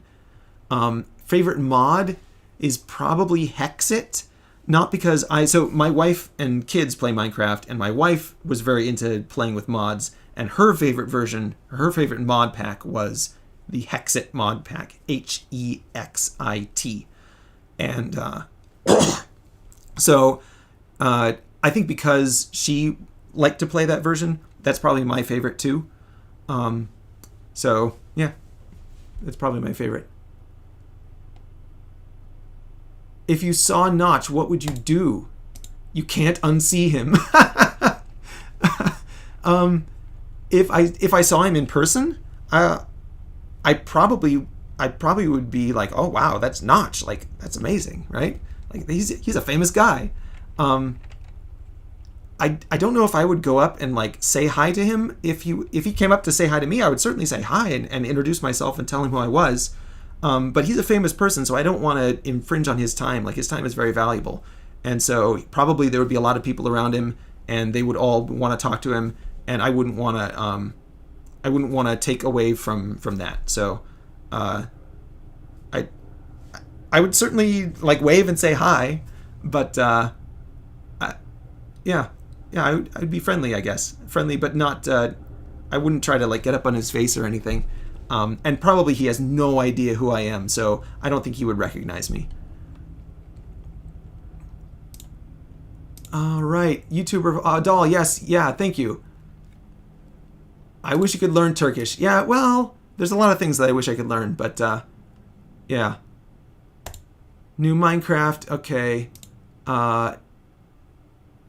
Yeah, if you saw Notch, okay, yeah.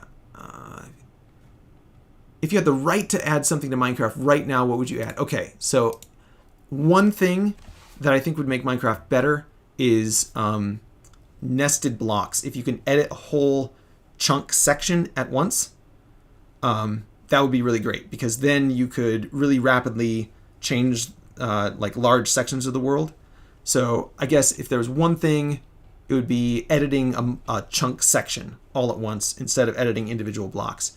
And yeah, so there you go. One thing. If there's another thing, it would be to expose all the procedural generation systems in Minecraft to the user, so the user could like place village houses and place like dungeons or like mining tunnels, like all the mines underground, could like place those things themselves instead of having to do it block by block. Let's see. $10 equals 265 Turkish lira, I think. Yeah, there's a lot of exchange rates. What would you do if you saw Notch? Starting a Twitch. Maybe you'll get more subscribers on Twitch. Maybe. I don't really like how Twitch takes down the videos after they've been up for a little while. So I want the things that I make to be be available to everyone. I don't want to have the things that I make disappear. Like with the mods, I don't want things to just go away after a while. So so I don't know about Twitch.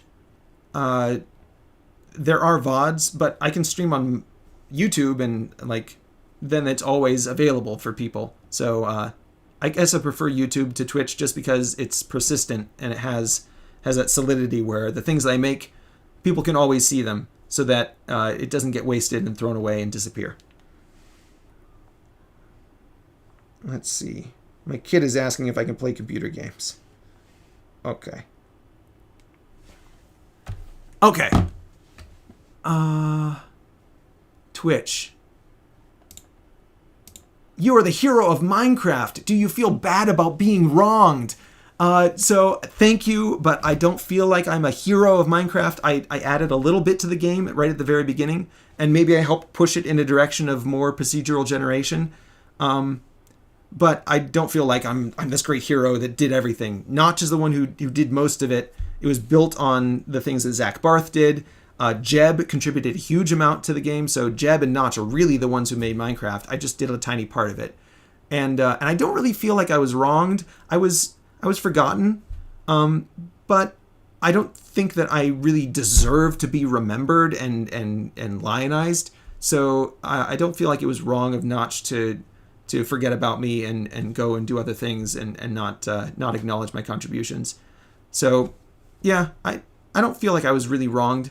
And I don't feel like I'm the hero of Minecraft, so you're wrong. You're wrong.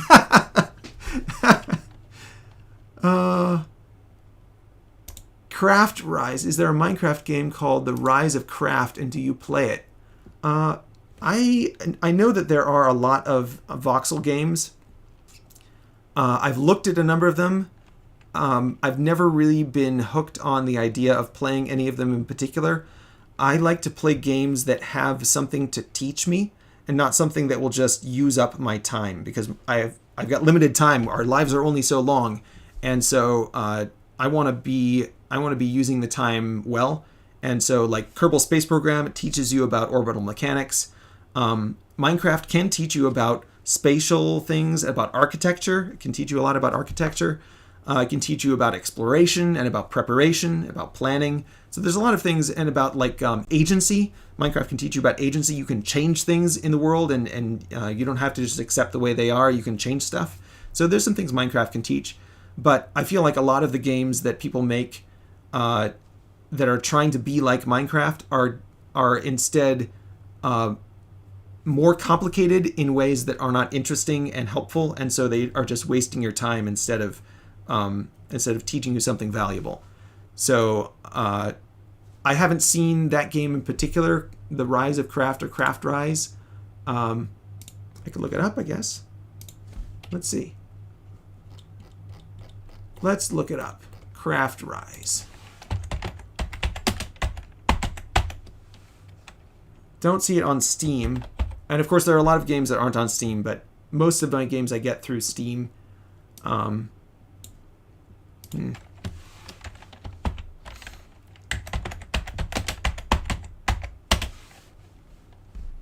CraftRise.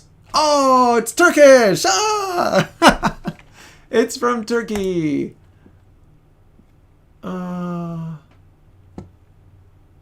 CraftRise. Look at that. It looks like Minecraft. Cool. No, I've never played CraftRise. Although the trees there do look really cool. Yeah, interesting. Huh.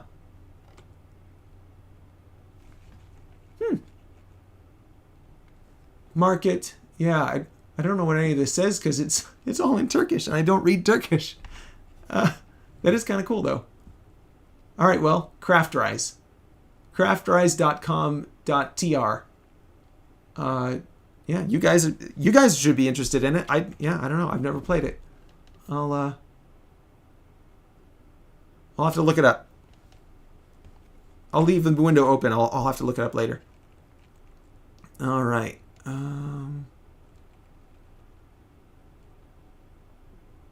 Let's see.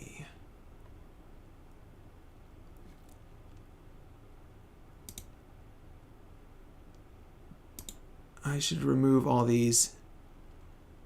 Beberland, you've got to stop spamming the chat.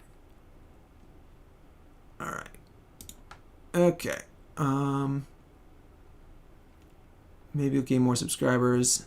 Okay. CraftRise. Yeah. Okay. Good. Kyle Smith is asking about adding something to Minecraft. Video game outside of Minecraft. Mine is Portal 2. All right. Here we go. What is your favorite video game outside of Minecraft? Mine is Portal 2 and Super Mario Galaxy 2 and Super Mario Odyssey. So I do like Super Mario Galaxy. That's a fun game. Portal 2 is great. I like factory games. So let's see here. Let's just go to all my games and sort by hours played. So here we go. So here's the games that I usually play. Dyson Sphere Program. That one's a little high because I left it running. I leave it running in the background because it takes time to do stuff, and so I just leave it running when I go to sleep or something. But Dyson Sphere Program I played a lot of. Satisfactory I played a lot of. I've got some videos about that. I've got videos about most of these. Stardew Valley I played some, although mostly my wife and my kids play Stardew Valley. Starbound I played a lot of, although again the kids play that too. Valheim is a good game. I played that one. Mindustry is really fun. Deep Rock Galactic I've played a lot of. Dwarf Fortress. I played a ton of Dwarf Fortress. Potion Craft is fun. Factorio is fun. Space Chem is amazing. I think if I had to choose my favorite game, though, it would be The Witness. If I had to choose just one as my favorite, The Witness. It's so beautiful. It's so challenging. It's intellectually stimulating. It helps you to see things in new ways. It's colorful. It's It's very well made. It's very solid. It's a limited experience, so you can kind of wrap your head around the whole thing, and it doesn't go on forever and use up all your time. So it's like very, it's like a crystal. It's like a beautiful gem. So yeah, I think The Witness probably would be my favorite if I had to just choose one game. All right.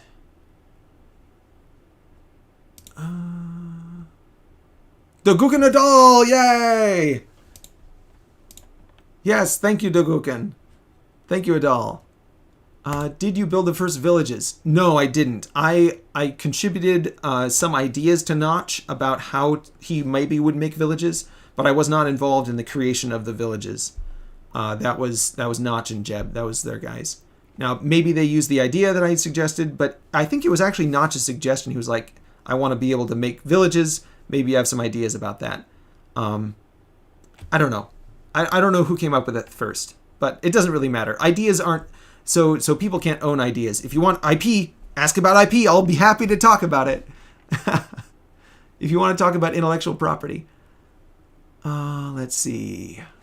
What is this? Someone asked a question in Turkish again.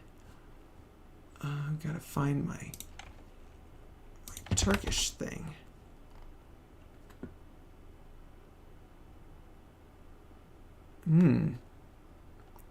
Izmir Marsi. Izmir Marsi? Maybe? The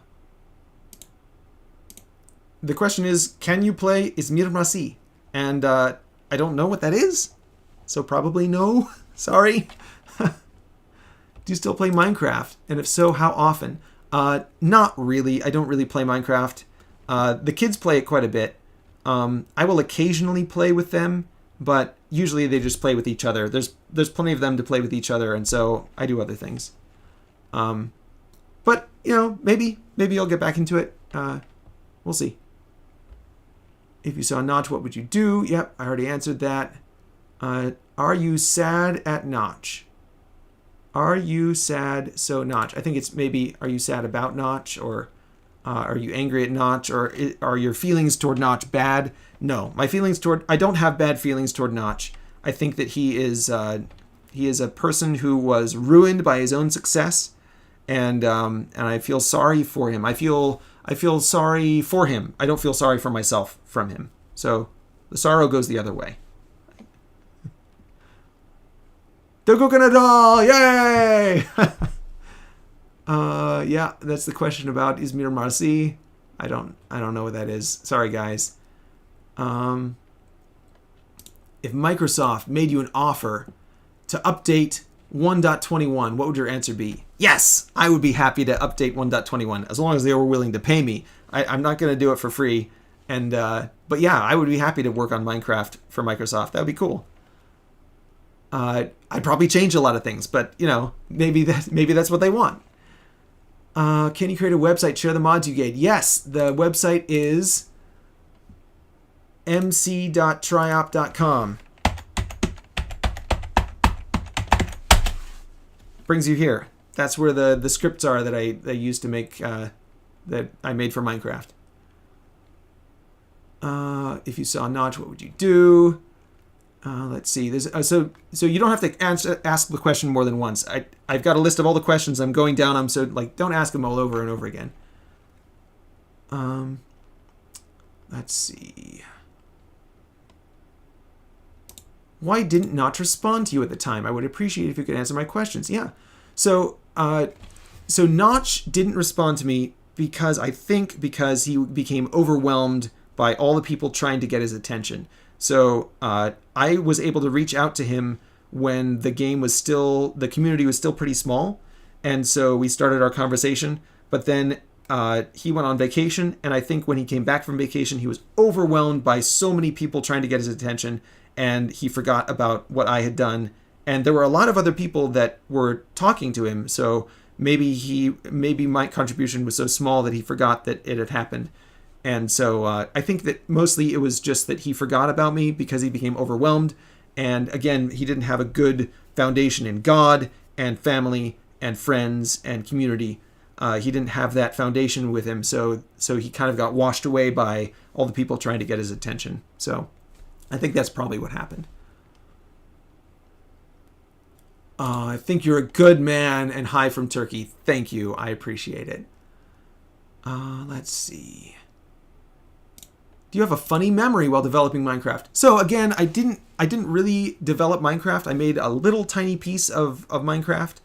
But let's see. Do I have a funny memory about that? Let's see. It was pretty brief.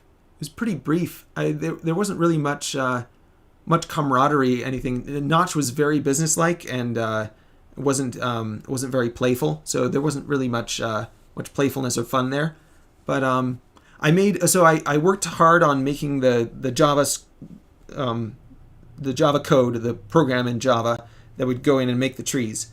And I sent it to him, and he sent back, it doesn't work because it makes blocks outside the zone that's allowed for it to make blocks. And I was like, oh no, I did my math wrong somewhere, and I messed up. So I went back and I ran the program like 100,000 times and tested it to see if it would make stuff outside. And I kept making the trees smaller and smaller until they would never make anything outside the limits ever again. So it was kind of like I didn't know what I did wrong, so I just ran it 10,000 times to get it to be the right size. So anyway, that was kind of funny, I guess. It's probably my funniest memory there.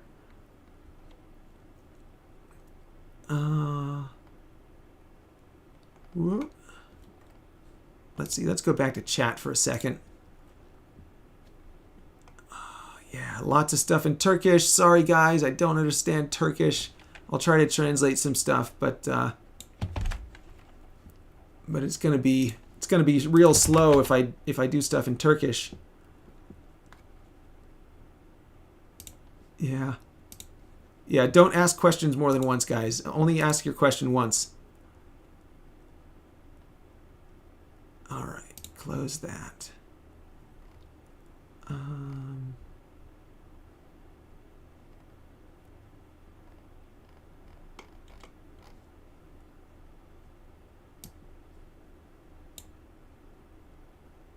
How do I get to the top of the chat here? Because there's a question way up at the top here, I think. I feel like it's hidden behind the... No? Maybe it's there. All right. How did you meet Notch? So, I never met Notch in person. I only emailed him. I've never been to Minecon, and he hasn't been to Minecon in a while either, I think. But, yeah, I've never met him in person. The only way I've communicated with him is by email. And at the time, his email was available, like his direct personal email. And so I sent him an email and said, hey, I'm this guy from the forums. I've made this script that makes big trees.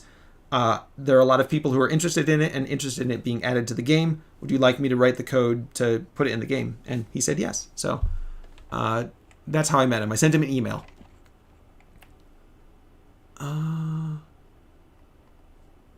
Let's see. How mad did you get when Notch stabbed you in the back? I don't feel like Notch stabbed me in the back. I think he forgot about me, but I don't think he betrayed me. So I think maybe Adal is exaggerating a little bit and making it dramatic. He's making it more dramatic than it really was. It was just that he forgot about me. I don't think that he betrayed me or stabbed me or anything. Use Ubuntu. Yes, I do. I use Ubuntu. Let's see. What did you do when Notch didn't respond to you? So, I sent him a couple emails. I sent him an email about, let's see, about cave generation. So he had asked for some help on generating caves because he wanted to make, when he first made Infinite Minecraft, he didn't add the caves because the caves only worked in the small levels of Minecraft. And so he wanted some suggestions on how to make the caves work infinitely without getting flooded and things like that. So I had some suggestions for that, and I had some suggestions for the for making towns and making coral and things. And he had posted on Twitter that he was interested in making some stuff underwater, and so I thought coral would be a good place to start. And so we were talking a little bit, and then he went on vacation, and I knew he went on vacation because he posted about it on Twitter. And so I waited until he got back from vacation because I didn't want to overwhelm him with emails and things while he was trying to rest and relax. And when he got back from vacation, I sent him an email saying, I hope you had a good vacation. Here's some more ideas about how you can make the game better. And I got no response. And so I waited, I think, about a month, and I sent another email saying, hey, I'm interested in working on the game some more. I'd like to help. Have you looked over my ideas? Here are some more ideas. And but no response. And so after that, I didn't email anymore. I figured probably he'd become too busy with people, or maybe he couldn't pay attention to people sending him emails anymore, or maybe he blocked his email or something. I don't know. But yeah, so I emailed him a few times, maybe 2 or 3 times, and then I stopped and went on with my life. I did other things. So yeah, that's what I did. Have you worked on any other game projects that require creativity other than Minecraft? Yeah, I did. I've worked on, so there's my own game project, which is Fledgling. So that's this. And yeah, I've worked on a lot of games. I made my own game, Glyph Guesser, and that's I posted about that at the beginning of the stream, near the beginning. And so there's that. I made that, and I do a lot of 3D modeling. So that's kind of like, there's Glyph Guesser. I do a lot of 3D modeling, so that's kind of like doing stuff. That's certainly creative. So it's kind of like game development a little bit, but it's different. It's more like making things. So yeah, I have a lot of creative pursuits. I write, I do music. I haven't really worked on any other games other than Minecraft, though, I guess. So yeah, I would like to make my own games, and that's the whole Project Fledgling thing. That's what that is. But I haven't started writing the code for it because I'm waiting for Jai. So yeah, that's the answer to that. All right. Let's see.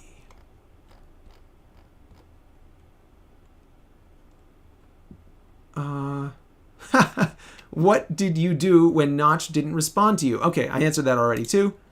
Can you create a website and share them? So AT Spooner Mom, that's my wife. That's my wife's account. Hello, Anna. Can you create a website, share the mods? All right, yeah. How did you meet Notch? What did you do when Notch didn't respond to you? Yep, I answered all that. Are you one of the ones who likes the 1.9 combat update, or do you not like it? Personally, I liked it. I have not played in Minecraft. Oh, no, I did play a little bit. Is that the one with a shield? You can have a shield and you can block stuff. I think I did play in that a little bit. And yeah, it was fine. Again, I don't feel like Minecraft is really a good game. I think it's better as a toy. And so all the stuff that are trying to make it a really good game, I feel like are pushing it in the wrong direction. But as far as a game goes, yeah, I think that, the updates to combat and updates to quality of life stuff, they're all good. So yeah, that's good. And it helps people become involved in it. And, anything where they can become involved in it and have have enjoyment from the game and be creative with it, I think that's good. So yeah, I'm not, I don't have strong feelings about 1.19 or 1.9. I think you meant 1.19 though. But yeah, don't have strong feelings about it. Where do you live? Well, I could give you my exact address, but I'm not going to. But I live in the United States, in northern Idaho. So let's see. Can I do this without giving away my location? No, I live in North Idaho in the United States of America. That's where I live. I live with my wife and my 8 children, and I'm very happy here. Yeah, I use Ubuntu. Yep, I do that. Editing chunks is world edit. There's a mod for that. Okay, yeah. There are a lot of mods that can do a lot of cool things. I'd like to. Oh, let's see. Select the question. So I'd like to. So the idea of there being a chunk, like a whole section of a chunk, and then there being blocks inside that chunk, subdivision. There's another mod where it does, I think it's chisel maybe, where you can take individual blocks and break those into individual pieces and like smaller pieces. And so I would like the game to be like that, only many layers up and many layers down. So like many subdivisions, like a fractal, right? Where it's many subdivisions down and many subdivisions up. And then you can do procedural generation on all those different levels. So you can have procedural generation for the dirt inside the dirt block. And you can have procedural generation for the mountains as giant blocks. So that's the idea of uplift. And that's, let's see. Where is that? Uplift. Should be in here somewhere. Uplift. There we go. That's the idea of uplift, of block scale nesting. So anyway, yeah. There are some mods that do a little bit of that, but I would like to do it a lot more. Let's see. Use Ubuntu. Yes, I do use Ubuntu. I'm using Pop OS, which is a version of Ubuntu.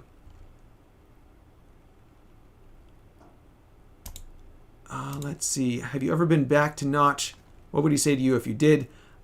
He never responded to me after the couple months. I worked with him for about a week or two, and then he never responded to me after that. So I had emailed him a few times, but then I stopped. I gave up. I gave up trying to reach out to him. So yeah, he never responded to me after that. How mad are you at Notch? Out of 10. Okay. So like, I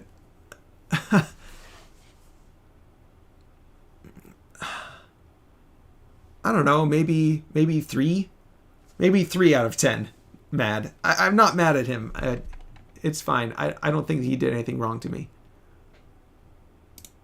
Okay, here we go. It's a bit creepy.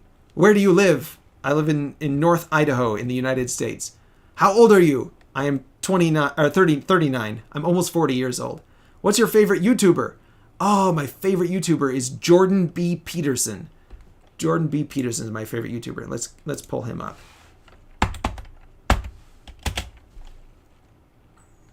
Jordan B. Peterson. Where is he? There we go. That's my favorite YouTuber. Here, I'll put this in the chat. Favorite YouTuber, Jordan B. Peterson. I like that guy. What is your favorite food? Mochi balls. Ice cream mochi balls. I think that's my favorite food. What is your favorite film? Like a movie? There are so many movies. It kind of depends on what mood I'm in and like what for what purpose. But The Passion might be my favorite film. I've only seen it once, but it was so moving. It was so good. The Passion of the Christ by who made that? I forget. Yeah, The Passion is probably my favorite film. Do you like The Walking Dead? I've never watched The Walking Dead, so probably no. Probably not. Let's see. You are the hero. Thank you. I appreciate it. Minecraft is bad without you. It would be great if you were there. Oh, well, I don't think it's bad. I think it could be better, and I would be glad to make it better. But I think the direction that the Minecraft team and Microsoft wants it to go in is different from the direction that I would want it to go in. So maybe my contributions wouldn't be that helpful to them. Let's see. Find Notch for fight? No, he's much bigger than I am. He's out of my weight class. I don't think I would win a fight against Notch. Like in real life, I don't think that would work. That would be very bad for me. My children wouldn't have a father if I had to fight Notch. My friend, the reason for the increase of your subscribers is a YouTube channel called Adal. Yes, I know. We are Turks. Yes, I know. You're from Turkey. He talked about your story and we subscribed to you. Yes, thank you very much. I'm aware of that. That's why I put his name in the title of this video. I know about the video he made and I watched it and I appreciate it. Thank you very much. What kind of games do you play? I like playing games that are, I like sandbox games. I like exploration games. I like factory games. I like games that teach you something useful. Yeah, that's the kind of games I like. Puzzle games. I like puzzle games. CraftRise is a game mode in Minecraft. I don't really know if it was made by Turks. Okay.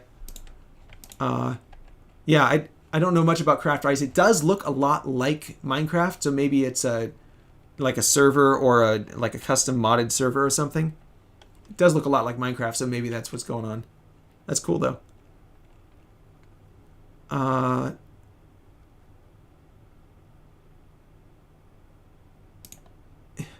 Maybe you start 2B 2T series. I don't actually know what that is. Let me look it up.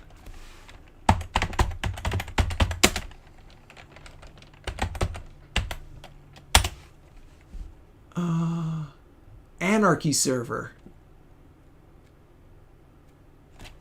Huh.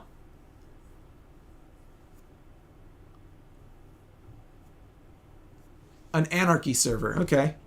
Maybe I should start an anarchy server. Maybe?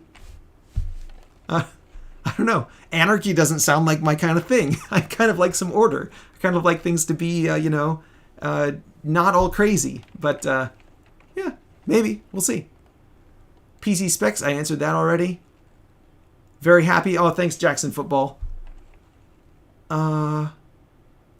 We found you by Adal. What do you think about this? I appreciate it. Thank you very much for coming here. I like that Adal was made the video about me, and I like that Random Sageless made the video about me, and I appreciate the people coming in being interested in my work. So that's great.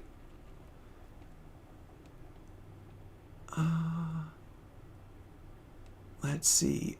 Undertale. That's not a question, but I take your point. Undertale is fascinating because it is a riff. It's like an improvisation and a satire about RPGs, about like JRPG games that is itself a JRPG game. So it's kind of like, what's the name of the first-person shooter? There's a kind of a subgenre of games that are satirical about their own genre, and so it's very clever. I don't personally like Undertale very much because the arc of the game is demonic. It's about these demons that are in the underworld, and they're trying to it's trying to make these underworld demons likable. It's like it's trying to make you appreciate and like and feel sympathy for demons. And I don't think that's a good idea. Demons are very bad. You should stay far away from them and definitely don't feel sympathy for them. So I think that the message of Undertale is bad, like spiritually bad. But the idea of it, of being a satire about RPGs and making fun of the genre that it is a game in, is very clever. So it's like the Stanley Parable is another game that's like that. So like if you like that poking fun at itself, I think the Stanley Parable is like the perfect example of that. Dogukan Adal! Yes! Thank you, Dogukan. Thank you, Adal. What is your home IP? I'm not going to share that right now. If I do put up a Minecraft server, I'll make it available so you guys can go and play at it. But I don't have one right now, and I don't want my house attacked by people trying to come join the server that doesn't exist. Let's see. What does this say? We'll select that one just so we can... There. Open Adal's channel. Oh, sure. Yeah, here. Let's go to Adal's. Let's go to Adal's channel. Dugukun Adal, there he is. Selam, ben Adal ve bugün Mob Games'in yeni trailerını izleyeceğiz. Chapter 3'ün trailerını izleyeceğiz yıllardan sonra. Gördüğünüz üzere şurada bir ter var. Bunun sebebi yeni gelen tişörtleri direkt olarak stoğa yetiştirdim. Deliler gibi araba sürdüm. Hızlıca geldim. Artık yani ölecektim, dirilecektim. Odam şu an 40 derece. Havalandırmaya bıraktım. 40 derecede yayını açıyorum bir yandan. Şimdi de videoyu açacağım. Eve gireli 1 dakika oldu. Anca hızlıca yetişebildim. 1 dakika gecikmeyle beraber. Öyle bir sıkıntı. Şimdi hemen izleyelim. Yani bu tişört stoğu maceralarında birazcık geç kalmama sebebiyet verdi. O zaman arkadaşlar hazırsanız başlıyoruz, izliyoruz. Ekranı da size veriyorum. Hadi bakalım. Ekranı verebilmiş miyim? Ekranı verememişim. Şimdi verebildim. Hadi bakalım. I've done it occasionally just for my kids, like for my friends and stuff. But I haven't made one for the public. I had a friend, Seamus Young, who I was close to, a very close friend. Playcare'daydık en son. Trenimiz kaza yaptı. The problem with the Minecraft server is it keeps getting bigger and bigger. The levels keep getting bigger and bigger, and so it keeps getting slower and slower. So if I was going to run a Minecraft server, I would probably make it limited in size, and maybe I would cull it after a while or something. And I know there is a way to make the level smaller. 1.0.0.6'nın yeri olabilir. Çok tırnak izi var her yerde. Yeah, we'll see. Ve duvarlara kazıdığı tırnak işaretlerini de görebiliyorsunuz bir yandan. Open the Izmir March. Kafasında bir durum var. Kendisi küçük bir çocuk olabilir bu arada, yine deneylerden zaten. Çok basit. You guys are Ottoman Izmir March. Okay.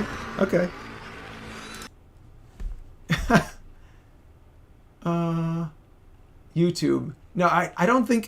Can I do that? I don't know if I can stream someone else's video while I'm streaming. Am I allowed to do that? I don't know. I'm kind of leery of doing that. I think I might get copyright striked if I do that. I'm not gonna. Sorry, guys. You can see the Izmir March yourself. Well, let's see.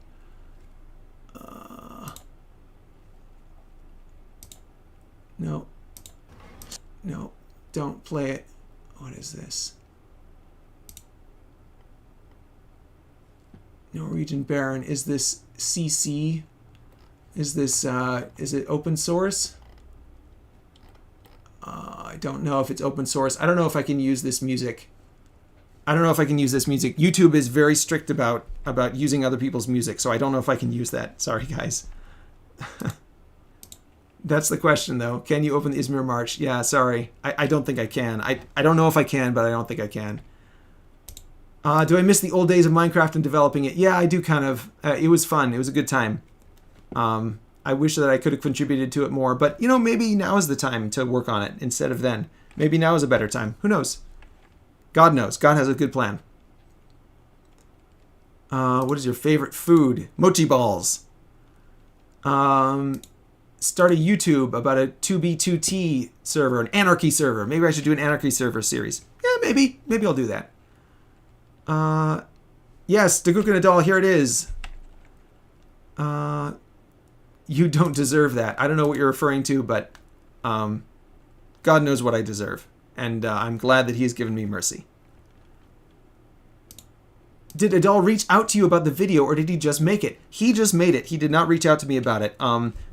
So Random Sageless made a video first. He did not reach out to me about it.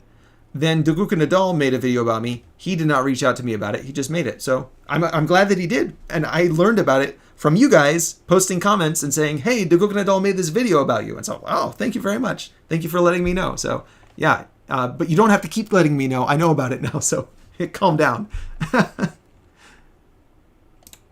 Thank you for saving Minecraft. I don't know if I saved Minecraft, but I'm glad that I helped contribute to it. Let's see. Probably answered this, but did you have fun doing all of this? Yeah, I did. I really have fun making procedural generation stuff. I like making things that make other things, making tools that help to make things. And I like 3D modeling, and Minecraft is a 3D modeling tool, kind of. It's like a voxel editing program, a little bit. And so I like making these tools that make big things in the, easily and quickly. Things that are valuable to people, that make their life more beautiful and easier. So yeah, I did. I enjoyed it, and I had fun doing it. It was good. Let's see. Why are you the kindest developer? I don't know if I am the kindest developer, but I guess probably because of God. Probably because my belief in God. God is love, and so God's love is in me, and so I can share that love with others. That's probably the closest answer I can get. Let's see. What programming language do you know? So, I mostly program in Python.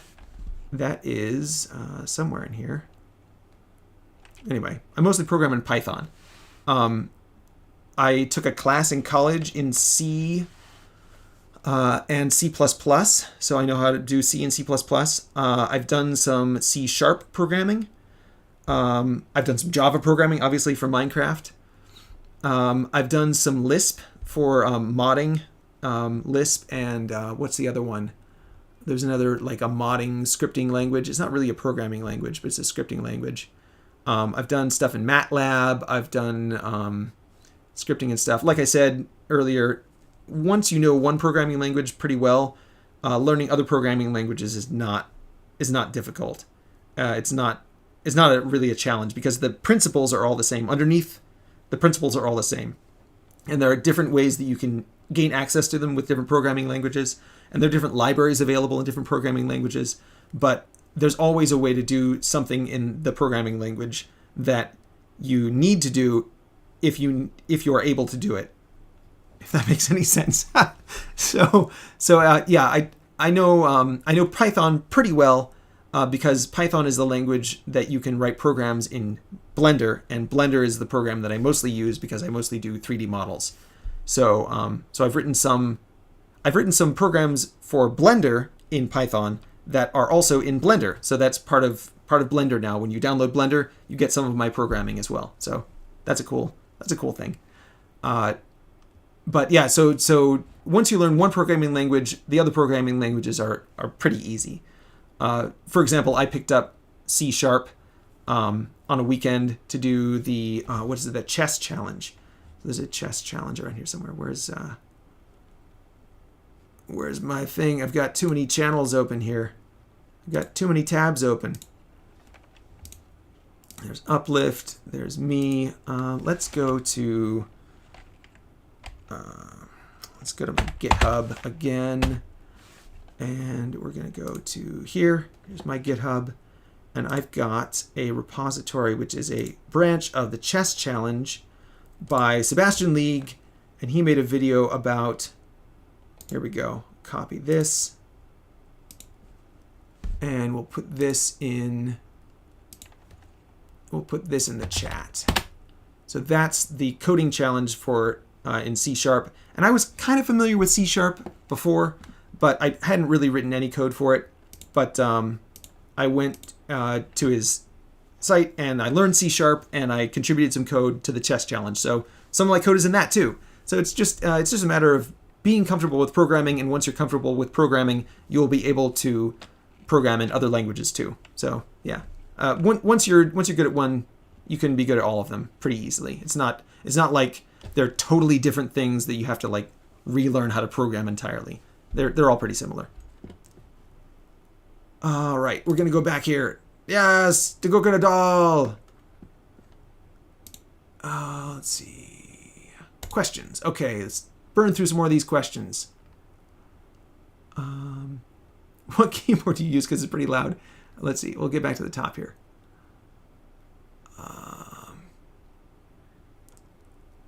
What programming languages? All right, here we go. How old, bro? I am 39. Will you join Mojang again for Minecraft? I was never part of Mojang. I would be willing to work on it again if there was something that I could contribute.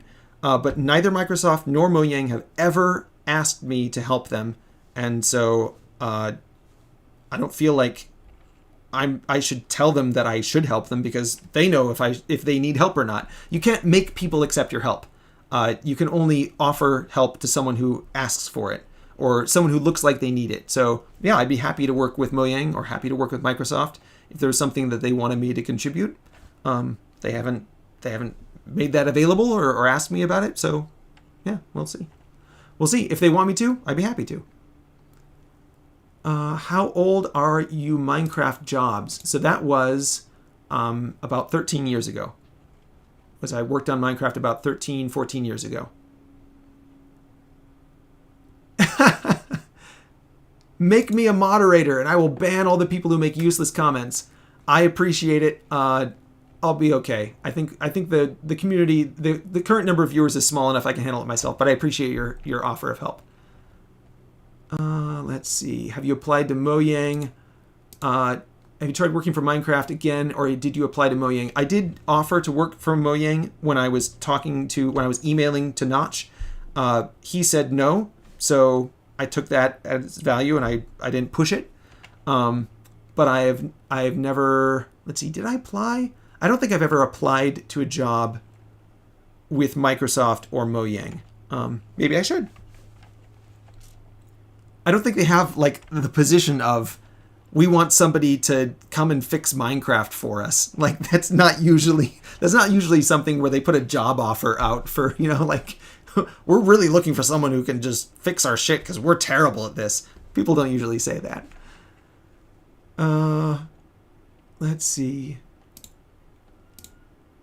Big brother, do you regret sharing those source codes? No, I don't. Okay, so I keep saying if you guys want me to talk about intellectual property, please ask. But I don't think that intellectual property is a good idea. I think that telling people, you can't use my idea, this is mine and no one else can use it, I don't think that's the right way to approach creativity and to approach all the people in the world. You should want other people to be able to do the best things.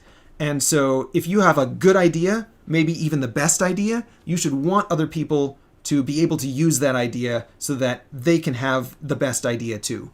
So if I came up with the tree idea, I wanted people to be able to use that because it's a good idea. And if someone else comes up with a better idea, I want people to use that instead of my code. It's not my idea. It doesn't belong to me. It's something that God made and I kind of discovered. So I think of it more as I'm exploring ideas. And if I discover one, I want other people to know about it because it's good.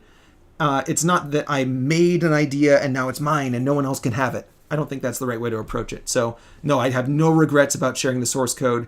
And I think that it's a good thing that the big trees are in Minecraft, whether or not I get acknowledgement for it. I went for 13 years basically being unknown. And even now, most people don't know who I am. But I think that it's still good. It's still better that other people have been able to enjoy the big trees because then they're enjoying the big trees in Minecraft. And that's great. I would rather them enjoy the big trees in Minecraft than them not enjoy the big trees and I get my fair share or whatever. I don't think that's the right attitude. What do you think of Notch? The Cook and a Doll told me this. Yeah, I think that he is a man who was ruined by his own success and that he is... I have pity toward him because I think that he is lonely. And even though he is very rich and very famous, he is not very happy and he is lonely. So, and he doesn't know God. And I think that's the most sad thing that can happen to a person is to be separated from God. So I think that that's a very sad thing. And hopefully he will find God and then he will be able to have the right relationship with other people. Let's see. How do you respond to the comments that are in your oldest video, but I replied to it? Yeah, so the YouTube, when you have a YouTube channel, you can see all the comments that are made on all your videos. So even if they're very old videos, it still shows up in the control panel, so I can respond to them very easily. So it's one of the things when you own the channel, then you can see all the comments and respond to them. So that's how I do it. It's a tool in YouTube.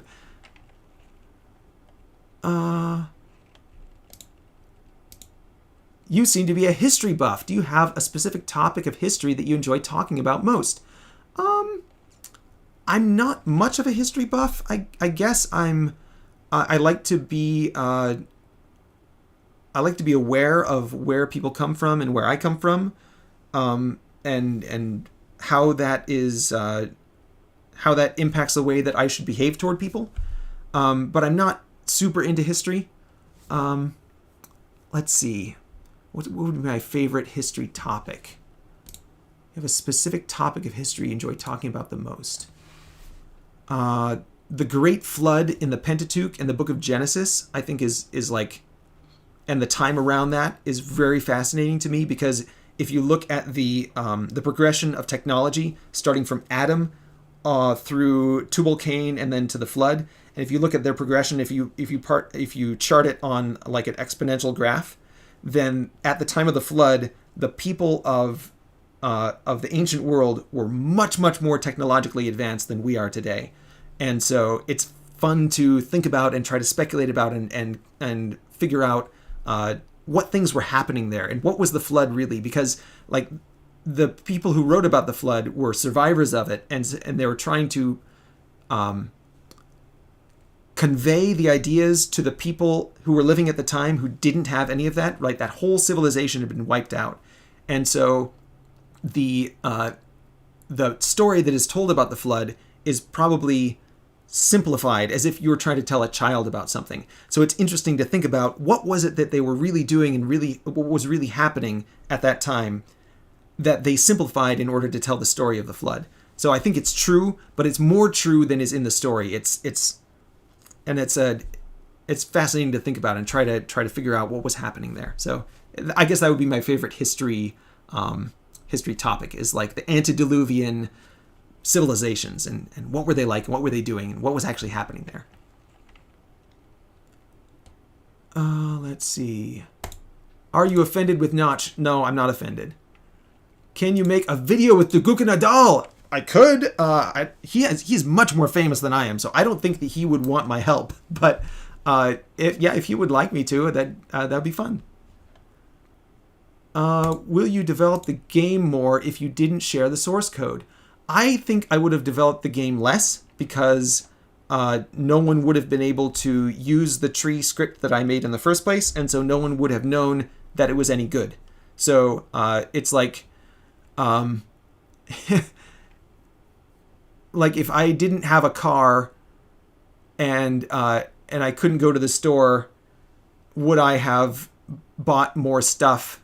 Or would I have had more money? It's like, well, I don't know. I wouldn't be able to go to my job if I didn't have a car either. So, like, the making the code public was the way in which people could tell if it was good. And that is why I was able to work on the game, because many people said, this is good. And that's why Notch allowed me to work on the game. So I think that if I had not shared the source code, I would have not been able to work on Minecraft at all. So, yeah. So no, I don't think so. I think it would have been much less. What do you think about the merger between Mojang and Microsoft? Well, it wasn't a merger. Microsoft bought Mojang. I think that it was probably... I think that Microsoft offered more money for Mojang than Mojang was worth. And I think that... so it was a good financial decision on the part of Notch. I don't know if it was the best decision that he could have made, but I mean, Microsoft has certainly kept it running, and it's still, you can still play the game, so that's great.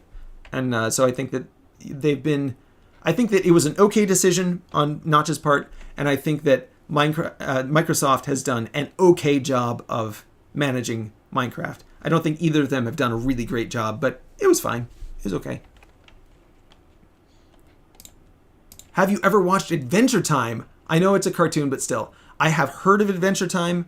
I've watched like a few seconds of a few episodes just for the memes. I've watched a few memes from Adventure Time, but I've never watched the show.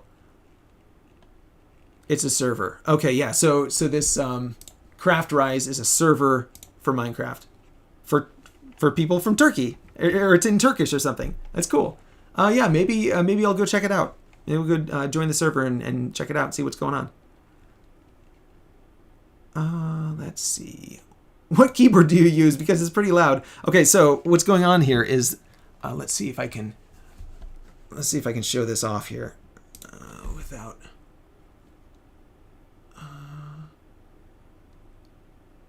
Camera.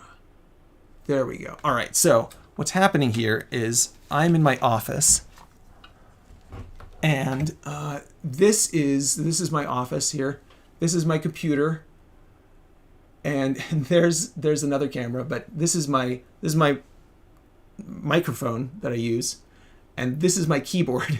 So it's right next to the microphone, and so it sounds really loud. But it is pretty loud. It's what's going to happen if I. Oh, I'm changing my thing now. What's happening? There we go. Yeah, so I mean it's clicky, but the reason it sounds so loud is because it's right next to my microphone. So that's why it's so loud. All right, now I gotta fix everything. I've broken everything. Gotta fix it all again. Here we go. All right, there we go. Yeah. Why is my keyboard so loud?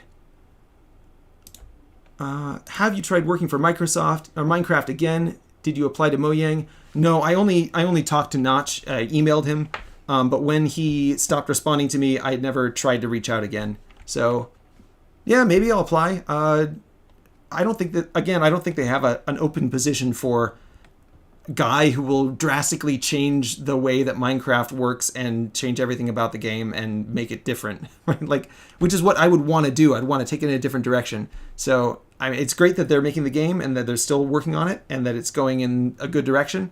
It's not the direction that I would really want it to go in. And so I don't think that it would be profitable for either of us to work together. But if they really wanted me to contribute to it, yeah, I'd be happy to. That'd be cool. Roblox! Yeah, I have played a little bit of Roblox. My kids have played a little bit of it. Seamus Young's son would play Roblox occasionally. He was really into it. I think it's mostly like very low quality garbage. And so I don't want to waste my time consuming low quality garbage games. I want to use my time well and consume games that are of high quality and that are, that are really good. So, yeah. GTA 5. Have you played GTA 5? I've never played GTA 5. I played the original GTA, and I played GTA 2, and I saw GTA 3 when it came out, but I was never really into the direction that they took it. Like in the 2D version in GTA 1 and 2, I think it was in 2 as well. It was very like top-down, kind of sandboxy, kind of cartoony. And they took it in the direction of being very realistic and gangster and like gritty and stuff. And I don't want to practice. So games are practice for real life. You're practicing something, you're learning something that would be very dangerous and expensive to learn in real life that you think is valuable to learn. So GTA is a good game almost in that it is practice for doing something in real life. It's practice for doing something that would be very dangerous, right? Being a criminal in real life is super dangerous. You'll definitely get in deep trouble and be in very dangerous situations. So it's practice for doing something dangerous, but it's not valuable. Being a criminal is terrible. You don't want to be a criminal. It's bad for the people around you. It's bad for you. It's bad for society. It's bad for your relationship to God. So like being a criminal is bad. So I don't think that it's a good idea to play games where you practice being someone that you don't want to be in real life. So like being a rocket scientist in Kerbal Space Program, you're practicing, by playing Kerbal Space Program, you're practicing being a rocket scientist. And I think that it would be a good thing to be a rocket scientist in real life. And so that is a good game because it's teaching you something that's very hard to do in real life and that's valuable. And so Kerbal Space Program is a good game. Grand Theft Auto, I think, is a bad game because you're practicing being a criminal. So, and I don't want to practice being that. Now, I know that people can like separate themselves from that and be like, well, I'm just playing a game. It's just a game. But I don't think it's ever really a game. It's always practicing something. You're teaching yourself the way that you should behave. And practicing being a criminal, I don't think is a good idea. So, no, I don't plan to play GTA 5. But thanks for the suggestion. Can you teach codes? Yeah, I've tried to teach my kids how to program, I think Khan Academy might be, if you want like a formal program, Khan Academy is pretty good at programming. Again, ChatGPT is good at teaching you to program. And if you would just want to learn to code, Python, download Python, do the tutorial in Python. There's in idle, you can go to the Python docs, and in the documentation in the help file, there's a tutorial. Just go through the tutorial. It's really great. So if you want to learn how to code, that's my suggestion. I don't have much to add beyond that. I guess I could talk about my coding philosophy, but if you want coding philosophy, again, probably Jonathan Blow would be the guy to go to, because he's got I appreciate the coding philosophy of Jonathan Blow. And if you want other coding philosophy, Seamus Young, my friend Seamus Young, SeamusYoung.com. Let's see, 20-sided tale, and we're going to go to programming. Where's programming? Categories. Programming. Here you go. So if you want another person who's really good, here we go. Live chat. There we go. There is a bunch of articles about programming from my dear friend. He passed away. That I made a video about him. He died a little over a year ago. But he was a great programmer, and he wrote a lot of things about programming. And so you can read some of his stuff for his philosophy on programming. And I think I fully support his philosophy on programming. So that's another resource you can do if you want to learn about that stuff.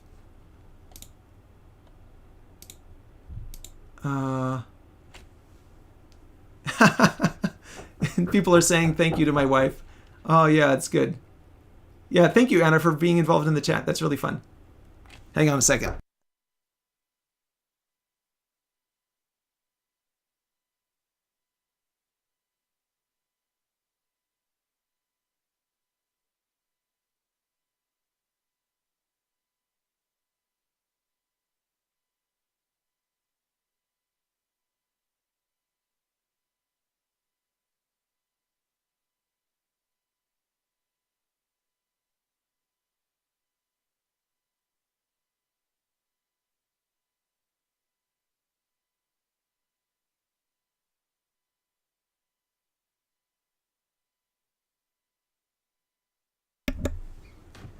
Let's see. Oh, I should just make, here, I'm going to make Anna, I'm going to make my wife a moderator. Add as moderator. There we go. Save. All right, there you go. Anna, you're a moderator now. You can delete the bad comments and parse through stuff. That'd be great. Thank you for your help. I'm glad you're here. All right, there we go. Good. Okay. Can you teach codes? So yeah, Seamus Young had some good things to say about computer programming. That's good stuff. All right, let's get back to Dugukin, so everyone knows that I know about him. Let's see. Did Dugukin Adal's story really happen? Yes. So both Dugukin Adal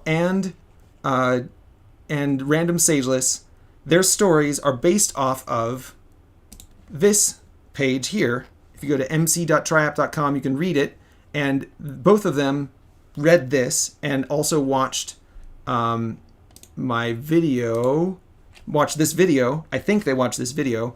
And so the things that they learned about my story, they learned from the things that I said. So yeah, the things I said are mostly true. I think if there's any error, Random Sageless didn't quite describe properly the way that scripting works, that the scripts, the difference between scripts and mods.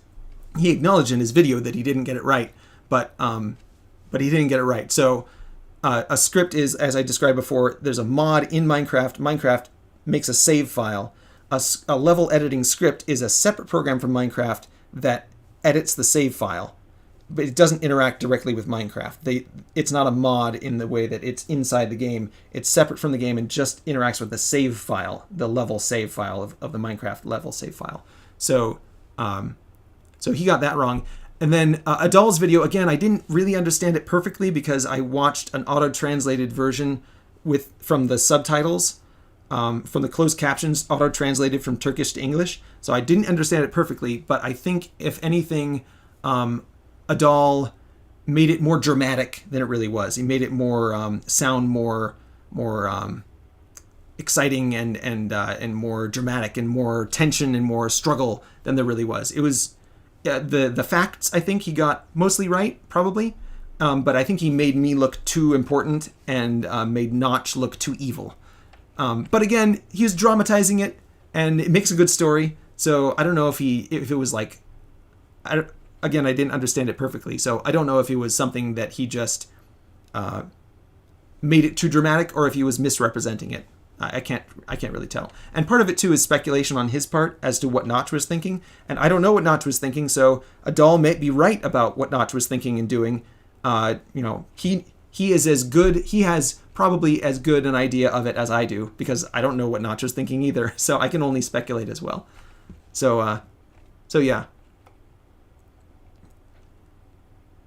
So it did really happen, but maybe not in exactly the way that he portrays it. But maybe he's more right about it than I am. Maybe I'm being too generous toward Notch. It's possible. It's possible that Adal has got the right idea and that I'm being too nice and too generous toward him. It's possible. Let's see. Have you tried working for Mojang? No, I haven't. Let's see. What does this say?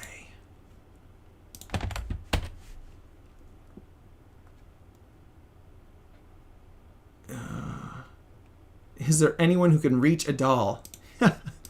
Are you guys saying that like you want him to come and join into chat and talk on the live stream? I don't know. He's much more famous than I am. I don't think that he would want to do that. I'm a nobody. I'm no one. Have you tried working for Minecraft? Okay. Yeah. If you guys ask the question over and over again, I'm just gonna skip it because I've already answered it. So you only have to ask it once. Just ask the question once. It's okay. Let's see. Do you think it is C or C++? So C++ adds object-oriented stuff. Object-oriented is, in my opinion, not a great programming paradigm. So I think between the two of them, C is probably has the better idea. So it's kind of like Minecraft, where like the C languages went in a direction, and I think it would have been better to go in a different direction. But C++ is much more popular and is used a lot more. So as a programming language, it's more useful just because it's used in more places.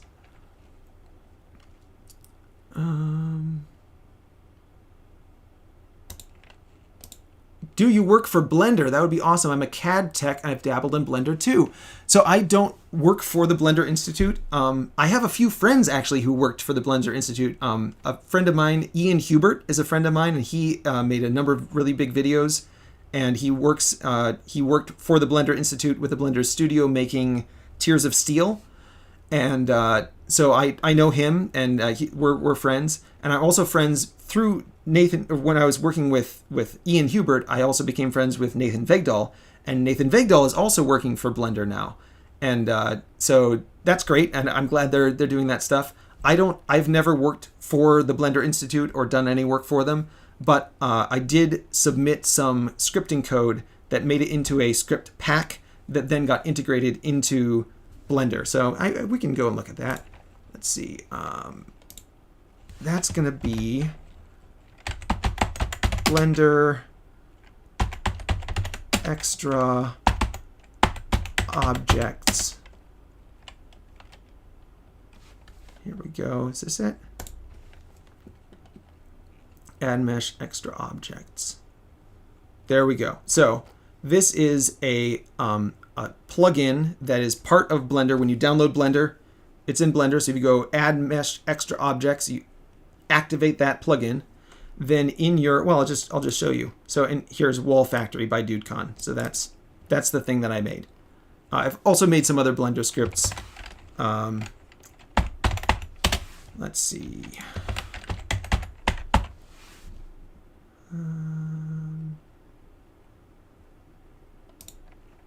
Automasonry. Also made some other scripts for Blender. Blender scripts, there we go. So here's some Blender scripts. I'll put this in the chat. for anyone who's interested. And here's the mesh, add mesh extra objects, the documentation for the website. And I'll just show off very briefly what's in in Blender. Hopefully, what happened? Where's Blender? Where'd it go? Where's my Blender? Oh, I opened the website and said opening Blender. Oh, silly. Okay, here we go. So if you go into Blender and you say, oh, here, I'll do it with the menu so you can see what I'm doing. I use lots of shortcuts. Okay, so edit, preferences, add-ons, extra objects, add mesh extra objects. You got to turn that on with a checkbox. And then you go into Blender and you do Shift A or add, let's see, Shift A, add mesh extras wall factory. And I wrote all that code. So this is another procedural generation thing. You can make it or smaller, and you can make the openings. You can have multiple arched openings, and you can make them, different widths and different heights and all that stuff. So it's all, anyway, the script I wrote. So that's the thing that's in Blender. It comes shipped with Blender. I've also made a number of other scripts, and I posted a link to that. And so if that's something that interests you, yeah, check it out. Okay, let's get back to, let's see, I've got to start closing things. I've got too many tabs open. All right, that's good enough. Adal. Hey, Adal, he's here.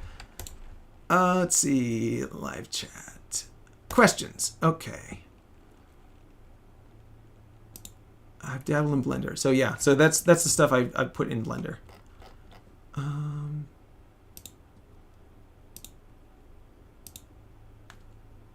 see. Did the story really happen? Yes.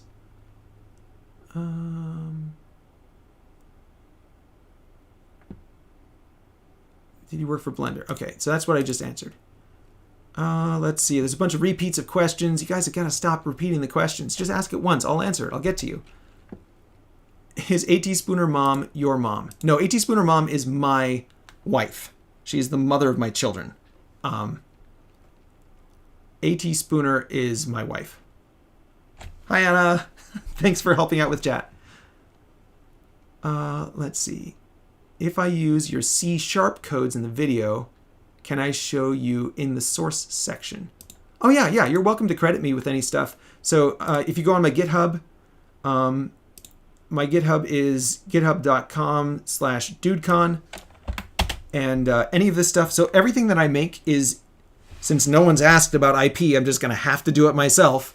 Everything I make is in the open, is in the public domain, which means you don't have to credit me, and you can use it for anything you want, any way you want. So all of my computer code, all of my writing, all of my 3D models, everything I make, anybody can use it for any reason, with or without crediting me. So you can credit me if you'd like to. You're more than welcome to, but you don't have to. I think that the best way to approach intellectual property is to not hold on to it, is to let it go and let it be free, so that people can use it as easily as possible, so that the best ideas can be the most benefit to the most number of people. So yeah, go ahead. But yeah, if you'd like to use my code and stuff and you want to credit me, I'd be happy to take credit for it. Thank you. Have you tried working with Mojang again? Yep. It did really happen. Yes, it did. Have you tried working for Minecraft? Yeah, you guys keep asking the same thing over and over and over again. He is a Muslim. He believes in God, and he is not lonely. He lives with his family. Is this about Notch? I'm hoping. If that's true, then that's great, and I'm glad that he is a believer in God and that he has a family and he's with them. The last I heard, he was an atheist and he didn't believe in God, but maybe he's come to see the light. That's great. If you're talking about Adal, then yeah, I have no problem with Adal. I would believe you. I haven't looked into his life at all, but I would believe you if you said yes, Adal is a Muslim and lives with his family, and that's great. I don't have any problem with Adal at all. What I was saying about Notch, I was saying about Notch, not about Adal. So those are two separate people. have you visited Turkey? I've never visited Turkey. I've been to Israel, but I've never been to Turkey. So that's the closest I've been is Israel. I wouldn't mind visiting someday, but I've got family and I don't have a lot of money, so I can't just spend all my time flying around the world. But yeah, if I was able to, I'd like to visit Turkey someday. That'd be great. Let's see. Oh, here we go. Jeffrey Show says, from what I know, intellectual property are born out of a fear of other people being able to do something better than you did. However, I think it's important that we recognize people's hard work. Yeah. So I agree. A lot of intellectual property is covetousness and envy. Part of it, too, is greed of wanting people to pay you for something that you don't really need to be paid for. But I agree that that crediting people for the hard work that they have done is good. So it's good to attribution and intellectual property are two separate things. And I agree that you should attribute to others the hard work that they've done, which is why I say I was a very small part of Minecraft, and Notch and Jeb have done almost all of the work on it. And so I'm giving credit to them because they did almost all of it. I did a very, very tiny part of it. So yeah, I agree. Let's see. I think Duguk and Adal would love to make a video with you. Okay, well, I mean, if he would like to reach out to me, he knows where to reach me. Here I am. I'd be happy to talk to him and arrange something. That'd be fun. Crazy Craft mod pack. I think they're bigger than yours that you ever imagined 10 years ago. Well, so the script that I made can make arbitrarily large trees. So it can make trees of an unbounded height. You just set the number to however high you want it to be. So yeah, it's not that I couldn't have imagined it. It's just that Minecraft can't do it. But yeah, that is cool that people have added more tree stuff, and I'm glad for it. That's good. I haven't seen the Crazy Craft pack, but maybe I should look it up. Let's see. If you were not forgotten, do you think the game would be better than it is now? Yes. I think so, but it would be more like what I think is better. It might not be more like what most people think is better. So the general principle is if a bunch of people like something, then it's probably what they want, right? So maybe Minecraft is only as popular because it's as close as anyone has gotten to the thing that people want, and what I would like to make is even closer to what people want, but it's also possible that Minecraft is closer to what people want than what I would want to make, so I would actually have made the game worse. But I think I would have made it better because I would have made it to what I want. So yeah, I think I would have made it better, but maybe I would not have made it more popular. Let's see. On the topic of Roblox, I'm a little frustrated. Jeffrey shows, man, Jeffrey, you've got so many good questions. On the topic of Roblox, I'm a little frustrated because I feel like they profit off of the work of children. Yeah. So I think their monetization system is very good. I mean, it's very good for them. I don't know if it's good for the people who are actually making the Roblox games, and I don't know if it's good or bad for the people who are making them. It might be. I feel like the Roblox monetization system incentivizes making games that are more like gambling and mindless clicking than they are about making games that are good in the sense that they teach you something about something that's valuable and difficult and dangerous to do in real life.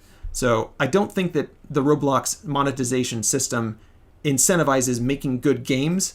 I do think that it makes the people who make things in Roblox more money than Minecraft makes for the people who make things in Minecraft.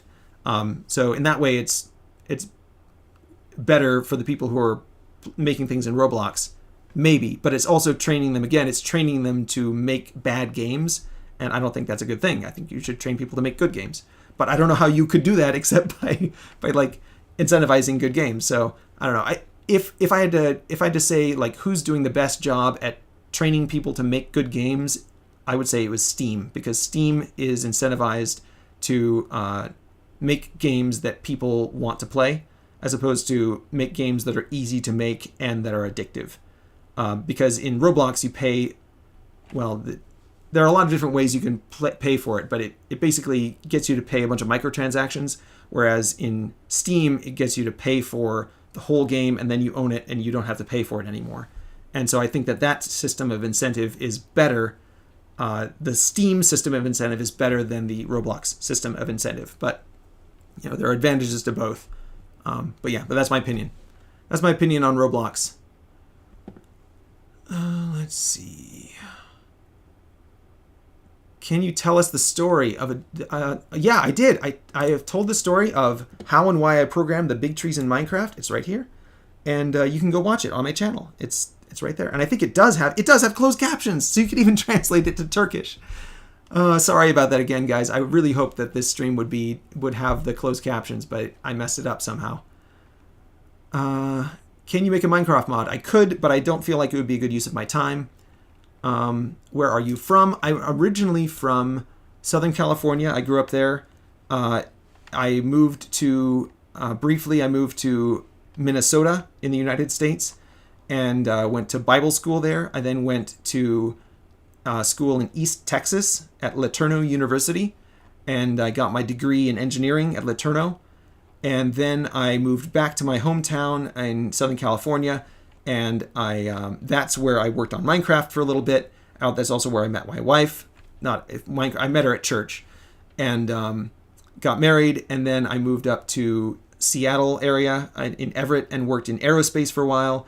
I moved out to that was about 4 years, and during that time I moved out to Japan and worked 6 months there in Japan doing aerospace engineering stuff.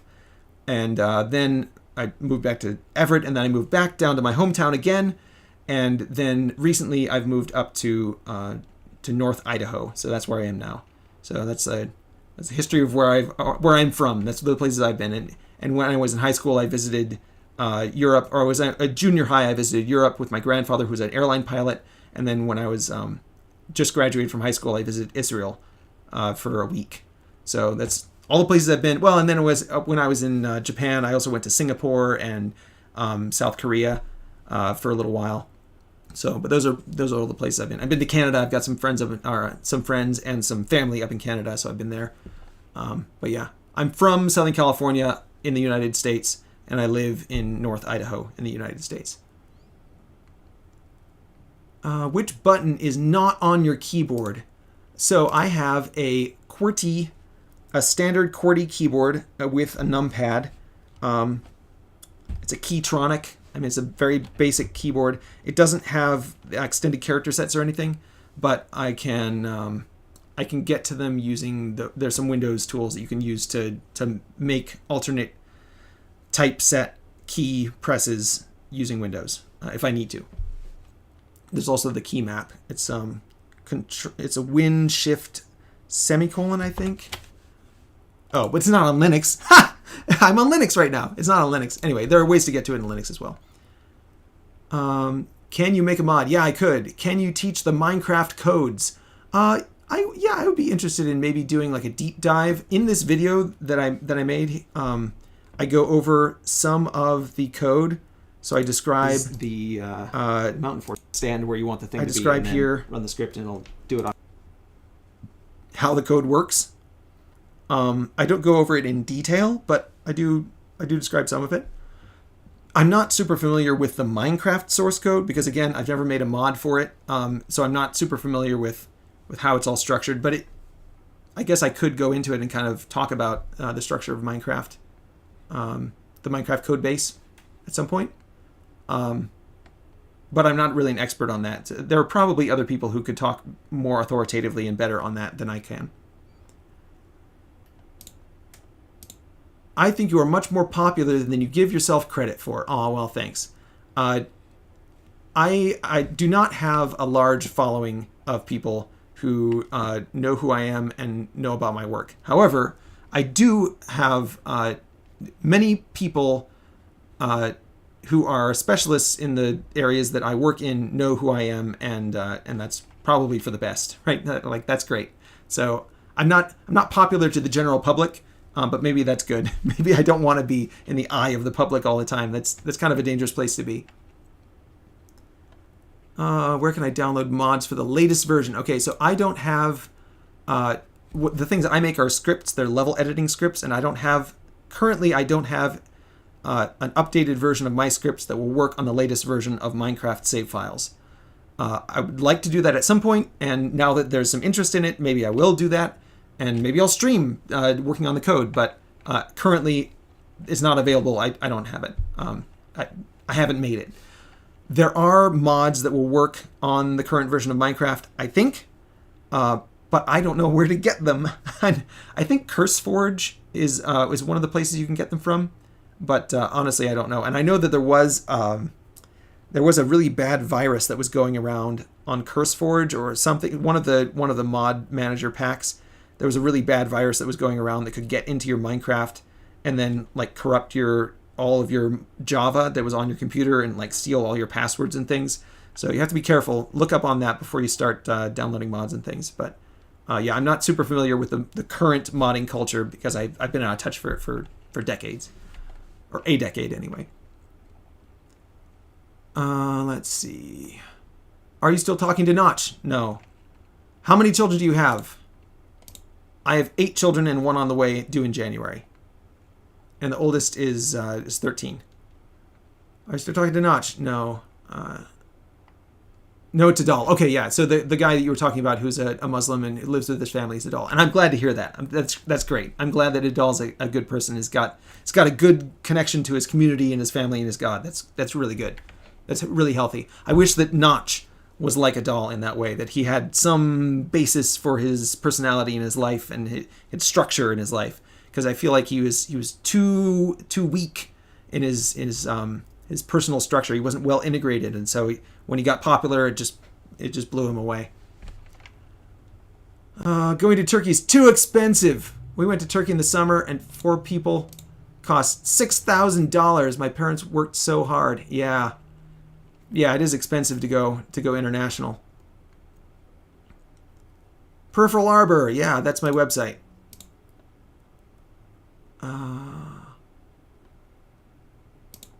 As far as intellectual property goes, I think the way it's done in music is great. We can take snippets of a piece of music, but you have to change it or else it's plagiarism. Yeah, I'm even more. I would be happy with that if that was the way that intellectual property worked. And it is kind of the way that intellectual property works in general. Like you can quote other people's books. You can, as long as you attribute to them where you got it from. You can use other people's code. A lot of times you don't even have to attribute code. You can just use it and it doesn't matter. In fashion, you can like jive off of or riff off of other people's designs. In patents and copyright or patent law, you can, if you change something significantly, then you can patent it yourself, or you can use it as long as it's a significant change, and it's kind of unclear how significant it has to be. My opinion is even more extreme than that. So I agree that it's not terrible right now, but my opinion is even more extreme in that I think that you shouldn't even have to do attribution. You shouldn't even have to. You should just be able to use whatever ideas are available to you without restriction and without requiring anyone to attribute anything to anyone. I think it's good to acknowledge when people do something, but I don't think it should be a legal requirement, because then it gets a government involved and the government gets in everyone's business and the government starts interfering with everyone. And that's not the government's place. The government's place is to kill people who are acting so badly that you can't put up with them. And like intellectual property is not where they belong. They don't belong inside your head. So my opinion is that yes, you should. It's moral. It's a moral thing to do to give credit to people when you use their ideas, but it should not be a legal requirement. And that by making it so, you get the government inside your brain, and then they can start messing with your brain. I don't like that. That's no good. So and also, God doesn't force us to acknowledge him. God lets us use the whole world. God lets us use everything that he's made. All the ideas that we come up with, that we invent, they come from God. So if even God does not force us to acknowledge him and acknowledge the things that he has given us, then I don't think we as humans have any right to force other humans to acknowledge when we give them things. So, yeah. Roblox was good in 2017. It was not pay to win, and there wasn't Slenders. Okay, well, Sorry, it went downhill. That's a sad tale. The sad tale. How to create unlimited worlds in older versions of Minecraft. So before Infinite, it's very tricky, but you can. So one of these scripts. Let's see, where is my scripts? Okay, so if you go down here to MC Unity, this works on MC level files, and you should be able to, if you get MC level interface and MC Unity, you should be able to use those on the versions of Minecraft that create MC level files in order to join multiple of those files together. So now you can't make it infinite because, of course, then you need infinite hard drive space. But you can take those files and you can connect them together using MC Unity. So that's what it is. Here we go. There's MC Unity. It's you just put in the name of the file, the two files you want to join, and you put out the name of the file you want to put out, and then you do the style. You type in here the style of how you want to join them together, and yeah, it should work. Let's see, I can probably close that. Yeah, that's fine. Okay, close that. All right. How to create unlimited worlds.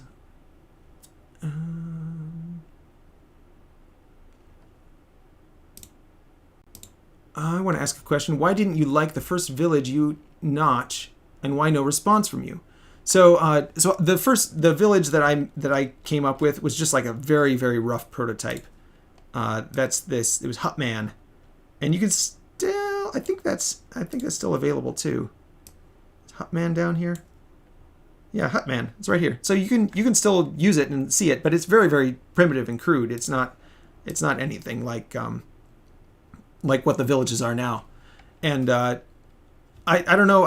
I get the feeling that Notch isn't so comfortable with procedural generation as I am, and so he was more comfortable in making things that were kind of like pre-made and didn't have so much flexibility. Maybe he just found that it was easier to get the look that he was going for by making them pre-made. But it did take him like several years before he added villages into the game. So, yeah, they would have been in sooner if I had been in charge, but I'm not in charge. And why did he stop talking to me? I talked about that, but I just think he forgot about me. He got super busy and super overwhelmed with all the attention he was getting. I went on vacation. When he came back, he didn't remember who I was.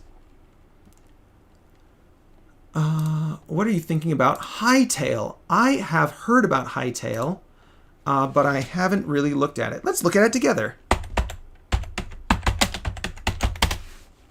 Hightail. It's an upcoming sandbox game by Hypixel Studios. Began in 2014 by developers from Minecraft multiplayer server called Hypixel with funding from Riot Games. Later bought the studio in 2020. The developers aim to release on PC, consoles, and mobile devices.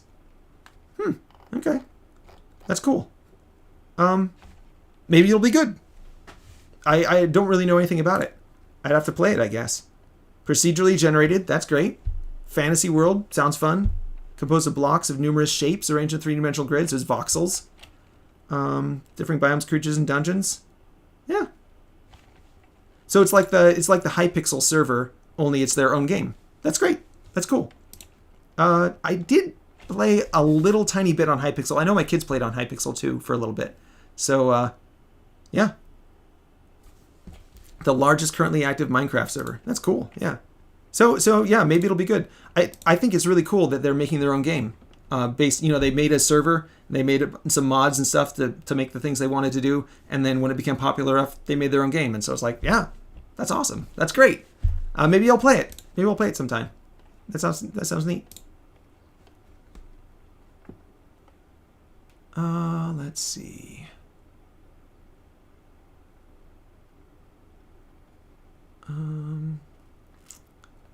Hightail. Okay, I want to ask you a question. Oh, the villages, yeah. Why do you still love Minecraft after what they did to you? I'm just wondering. Personally, I love Minecraft. Again, I don't feel like I was betrayed or stabbed in the back or anything. I was forgotten, and my contributions were largely forgotten. But again, I don't think that I am owed acknowledgement. Just like God doesn't force us to acknowledge him, we shouldn't force other people to acknowledge each other. And just like God still loves us even when we're mean to him, I hope to also love others, even if they don't treat me in a way that that ideally that they would treat me. So yeah, I don't think that I don't think I have any right to be angry about how I was treated. And even if I did, I don't think it would have been right to hold a grudge against Notch or Mojang or Microsoft or anyone for any of that. So yeah, I'm trying to be a saint, guys. I'm trying to be a saint. Ronaldo or Messi? I don't know who either of those guys are. Sorry. I live in the U.S. too. I wish you were my neighbor. The best and kindest developer. Oh, thank you very much. I'd love to be your neighbor. But yeah, the U.S. is a big place. There are a lot of people here. And, you probably have some good, kind neighbors. You should go and meet them. And, maybe you'll find some of them are kinder than you imagined. We have some very good neighbors here, so we're very happy with our neighbors. Let's see. I'm planning to move to Japan eventually. Do you have anything interesting you'd like to say about it? Okay, so Japan is, I don't know where you're coming from, but Japan is super, super racist. They're like the most, well, they're not the most racist. I mean, like lots of countries are very racist. I'm sure there are people who are very racist in Turkey. Like, are you guys racist in Turkey? I think you probably are. But coming from the United States, if you are coming from the United States, which it seems like maybe you are, just like be aware that they are like very racist and they're not ashamed about it. They're not sorry about it. And there's like, they don't think there's anything wrong with it. And like, I think maybe they're right that there isn't anything wrong with being racist. So, but like over there, that's just like how their culture is. They're the Japanese people and they are the best. And, they're incredible at everything. And then there are the gaijin. They're the outsiders. They're the people who aren't Japanese. And they're smelly and nasty and weird, and we put up with them, and we're polite to them. But, we have to keep them separate because they're, like, not so great. And so that's the Japanese attitude. And I think of all the things, if you go there without knowing that, you can be very, very startled by, like, they're very polite, and they're very, like, calm, and they're not, like, angry at people for being worse than them. They're like, we're better than everyone, and, like, obviously. And so, and you're not, and so, and obviously, and that's fine, right? Like, you can't help being born a gaijin. It's just like, it's what happened to you, and we're sorry for you, kind of. But, that's just how things are. And so if you go to there with the attitude of, like, that's what their attitude is going to be, it's a great place. And, like, you can enjoy it and be like, yeah, this is really cool. I'm glad that they built this. It's very clean. It's very orderly. It's beautiful. It's expensive.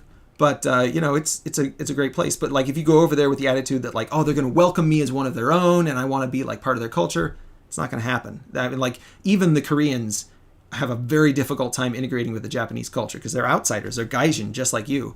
And, they are separate. They're very strict about having borders and boundaries, and they keep things separate. And, like, if you're a Japanese citizen, then you are one of them. And if you're a Japanese citizen and you look like them, then you're one of them. But if either of those things are not the case, then it's like, nah, you're a gaijin, and we'll treat you fairly. We'll treat you respectfully, and we'll be very gracious. They're very wonderful hosts, right? So they think of all the outsiders, all the foreigners as, oh, these are people who are visiting us, and we want to be good hosts to them, and we want to offer our home. This is our home. The whole nation of Japan is our home. So we want to welcome them into our home and be good hosts. So they're very gracious hosts. They're very generous and very gracious and very helpful. But if you come there with the attitude of like, I'm like, I'm one of them because I understand their culture or something, or I deserve to be incorporated into their culture, or I deserve to be treated like a Japanese person or something like that, like, you are not going to have a good time. And if you go there with the attitude of entitlement, of like, I can just do whatever I want, and because the Japanese are so polite that they're not going to push back, like, if you go to rest in Japan, you are going to have a very bad time. So, like, be aware of what the cultural standards are. I guess if there's one piece of advice you need, is just like, when you go to Japan, Just look around and see what everyone's doing and just do that. Don't do anything that you don't see someone else doing. Because if it needs to be done, someone will be doing it. There's plenty of people there. Someone will be doing it. And if no one is doing it, probably you shouldn't do it either. Because they're very about like following the rules, staying within the boundaries, all staying in line, being part of the group, and fitting in. So, yeah. If there's one piece of advice, I'd say just like look at what people are doing and fit in. There's a phrase in Japanese called they can't listen to the air, or they can't read the air, or they can't smell the air, something like that. And it's like this person is out of touch with what we're all doing here, and they're not in line with us. They're not part of our group. And if you go over there as a gaijin and are like trying to be like buddy with the Japanese, they're going to be like, this guy can't read the air. He's not on board with us. But if you can like really pay attention to what they're doing, they'll be very, very gracious and very, very happy with having you there. So yeah, I had a great time. I was over there for 6 months, and I worked in a company, in a factory where like there were 2 people who spoke English and everyone else just spoke Japanese. And I had a great time. I learned how to say, excuse me, thank you, good morning, like see you later. And like those are only like ohayo gozaimasu is good morning, and sumimasen is excuse me. And, like those are basically all you need, because if you can be like, oh, hi, I'm here, I'm sorry to bother you, that's the attitude that they're going to be very happy with. So, yeah. Japan. It's a beautiful place. I'd love to live there too, but it's too expensive, and I couldn't become a citizen. I'd have to be over there on a visa or whatever, and you can only be over there for so long. How's your economic situation right now? I am doing fine. I had a good job for a while. I was laid off a couple months ago, but we've got plenty of savings, and so we're doing fine. I'm very happy to be here. I'm very, very blessed to have a good house, good family. Everyone's healthy, and we're all doing fine. So could be better, but it could be much, much worse. And I'm doing very well. I'm very I'm filled with gratitude and very very gratified to be where I am. So doing just fine. Why is America so strict? I'm Turkish, and it was too hard to come to America. Well, all countries have borders, and they want people to they want the people inside to be protected from the people outside. The whole point of a nation, the whole point of a country is to draw a boundary around something and say, there's some people inside that we want to protect from all the people outside. So Japan is a great example of this, right? They've got an island, and it's surrounded by the ocean, and they're like, okay, everyone who's inside here, we're going to take care of them. They're our people, and everyone outside are the foreigners, the outsiders, and the barbarians, and we want to keep everyone inside safe from the people outside. So that's the purpose of a nation. So you have to think of like, what's the purpose of a country? That's the purpose of a country, to draw a boundary around a group of people, and it doesn't have to be a geological boundary, but usually it is. It's a geographic boundary, a place on Earth that you're going to protect the people inside from the people outside. So if people outside want to come in, they want to invade, you can think of it as like barbarian invaders in the Roman Empire, right? The Roman Empire was overwhelmed by these barbarian invaders, and it got destroyed. And nations don't want to do that. They don't want to be destroyed. So they want to protect their people and their sovereignty, their territory from the barbarians outside. So the United States, a little less maybe than it should, but certainly does to some degree, view all the nations outside as these barbarians, right? These people who are going to try to invade and take all our things, steal from us, and grab all our stuff and take it away and loot and pillage and take all our women and take all of our, our ideas, all this stuff, right? And so the United States wants to protect the people, like every nation does, from the people outside of it. And because the United States is the richest, most prosperous, most successful, most powerful country in the world, very few people want to leave the United States, and very, very many people want to come to the United States. And so the United States has some restrictions. Again, I think they should be more strict, but some restrictions on who can come here and for what reasons. So I don't think it's hard to come to the United States on a visa, like on a traveler's visa, to come and visit. But I honestly don't know. I don't know how hard it would be. I was born here, so I'm a citizen. I don't know how hard it is to come and visit. But like, if you want to go to any other country, you need a passport.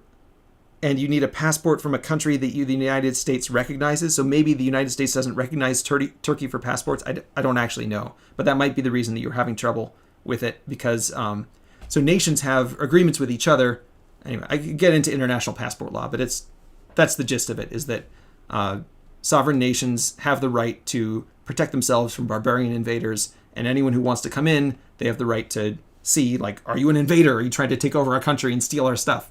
And yeah, it would be the same thing if I tried to go to Turkey without a passport. If I tried to go to Turkey, well, maybe, I don't know. But I imagine if I tried to go to Turkey without a passport, they would be like, no, go away. What are you doing? Get out of here. So that's probably why. Oh, okay. Yeah.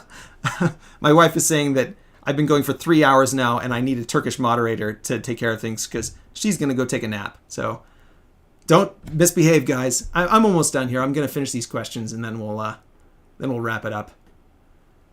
All right. Let's see. Why is America so strict? What do you think about the injustice that Marcus flattened against you? I think that's a mistranslation, but I don't think that Marcus did me an injustice. I think that he was acting within his rights. I'm kind of sorry that I wasn't able to contribute more to the game and wasn't able to work more with him, and that he forgot about me and that our relationship didn't develop into a real friendship. But he doesn't owe anyone the right, and myself included, the right to be his friend or to be involved in the game that he was making. So like, he was within his rights to forget about me and not talk to me anymore. I don't think that there was injustice there. How do you look at 8 of them? I can't even look at my cousins and there are 2 of them, not 8. How do you go on a vacation? Okay, so we have a big van, and I don't go on vacations. I'm kind of a homebody. I kind of stay at home a lot, and I don't travel just for the fun of it. I want to travel to do something particular for some purpose. So like, we just recently went for a wedding. One of my sisters got married. I have 7 siblings. My wife has 9 siblings, so we have big families.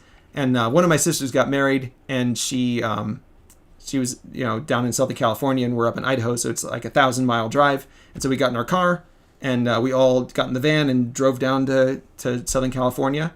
And the kids take care of each other, and they entertain each other, and they talk to each other, and they help take care of the babies. And so, it's a family.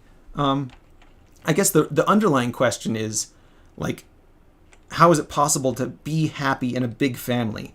And I think it can go both ways. Like, I could ask mostly everyone, like, how is it possible for you to be happy if you don't have a lot of siblings? Because for me, I have a lot of siblings, and like, that's where most of my friendships, most of my formation of my personality, most of my intellectual stimulation, most of my education comes from, is from my siblings. So like, it must be very hard to not have a big family, because you don't have people who are on your team and who are on your side and who have got your back all the time, and who are surrounding you with support and challenging you all the time, right? Like, your brothers will push you and challenge you and force you to admit to your mistakes and to poke at your weak points until you put some armor on them. So it really makes you strong and good to have a lot of siblings. So I think it's easier with a large family than it is with a small family. But yeah, we can't go to, we never go to Disneyland. We never go to, a big vacation somewhere. We never do it because it's too expensive and it's too hard. And so, yeah.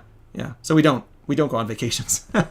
Occasionally my wife and I will go somewhere without the kids, but very, very rarely. And it's to go, like, we went to a wedding where it was just the 2 of us and we didn't bring the kids along. But it's like for a purpose, right? It's not just to go have fun. Like, that purpose of life is not to just have fun. The purpose of life is to be a saint, is to be holy and good. So, like, just traveling somewhere in order to enjoy life, like, you should be able to enjoy life in your living room. You should be able to enjoy life sitting quietly alone and praying. Like, you should be able to enjoy life that way. You don't have to go on a vacation to enjoy life. So anyway, that's my opinion about that. Yeah, 8 kids. There's a lot of them, but so 2 is the hardest. After 2, they start taking care of each other, because when you've got 3, then the oldest one is old enough to take care of the youngest ones, but they're close enough to be friends, and so then it starts getting easier and easier. So 2 is the hardest number of kids to have. After 2, 3 is easier, and 4 is easier. It just gets easier and easier. If you're doing a good job as a parent. If you're being a bad parent, that's just going to get harder and harder. But, be a good parent. And I have an article about that too on my blog. You can look it up. author.tryapp.com. Okay, the first village, I answered that one a little while ago. Do I like Dugokin Adal's video? Yes, I do. Thank you to Adal for making that video for me, and I really appreciate him making that video. And I think that it's great that you guys are interested in the work that I'm doing, and yeah, I appreciate it.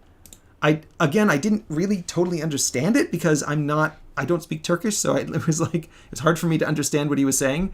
But I got some translation help with it, and so I think I understand it. And I think it was on the most part. I think that what he said was true. And then it was a good video, and I appreciate the recognition. I like the recognition. That's very nice. What job are you doing now? I am a mechanical engineer. Until very recently, I was working for a company remotely doing semiconductor work. You can look up on my website my resume, and I've got all the places I've worked and all the things I've done. If you're interested in that, but I'm currently unemployed. I was laid off a couple months ago because the company I worked for, Micron Semiconductor, had a few bad quarters, and so they started laying people off. It's a very big company, so it wasn't like personal to me. It was just like they were laying people off, and I was one of them. So I'm not currently full-time employed. So I guess I'm a YouTuber right now, but I don't make money from it. I don't make any money from this. Let's see. We are not racist, just some of the Turks. Okay, so only a few people in Turkey are racist. I don't think that it's bad to be racist, to think that your people are special, because it's like you should think that you're special and that you should take care of yourself. And you should take care of your family before you take care of other people. And you should take care of your own people group before you take care of other people groups. And you should take care of your nation before you take care of other nations. So like everyone should prioritize their own interests. Hopefully not at the expense of others, but certainly before others. They should think about what's good for themselves and also what's good for other people. But if you have to compete between them, they should choose themselves, because that's important. It's important to take care of yourself. Let's see. So that's where I think racism gets a bad name, because racism is like saying that different groups of people are different and some are better than others. And it's like, well, yeah, of course. You have to say that my group of people, my family, my children are more important, are better, are higher priority for me than other people. And like, that's racism. So there's nothing wrong with racism, because that's him. You have to do that. It's very important. When did your interest in software begin? Okay, so I first became interested in software back in college. Well, I mean, I played video games. I guess one of the first video games I played was Commander Keen. In fact, I've got Commander Keen.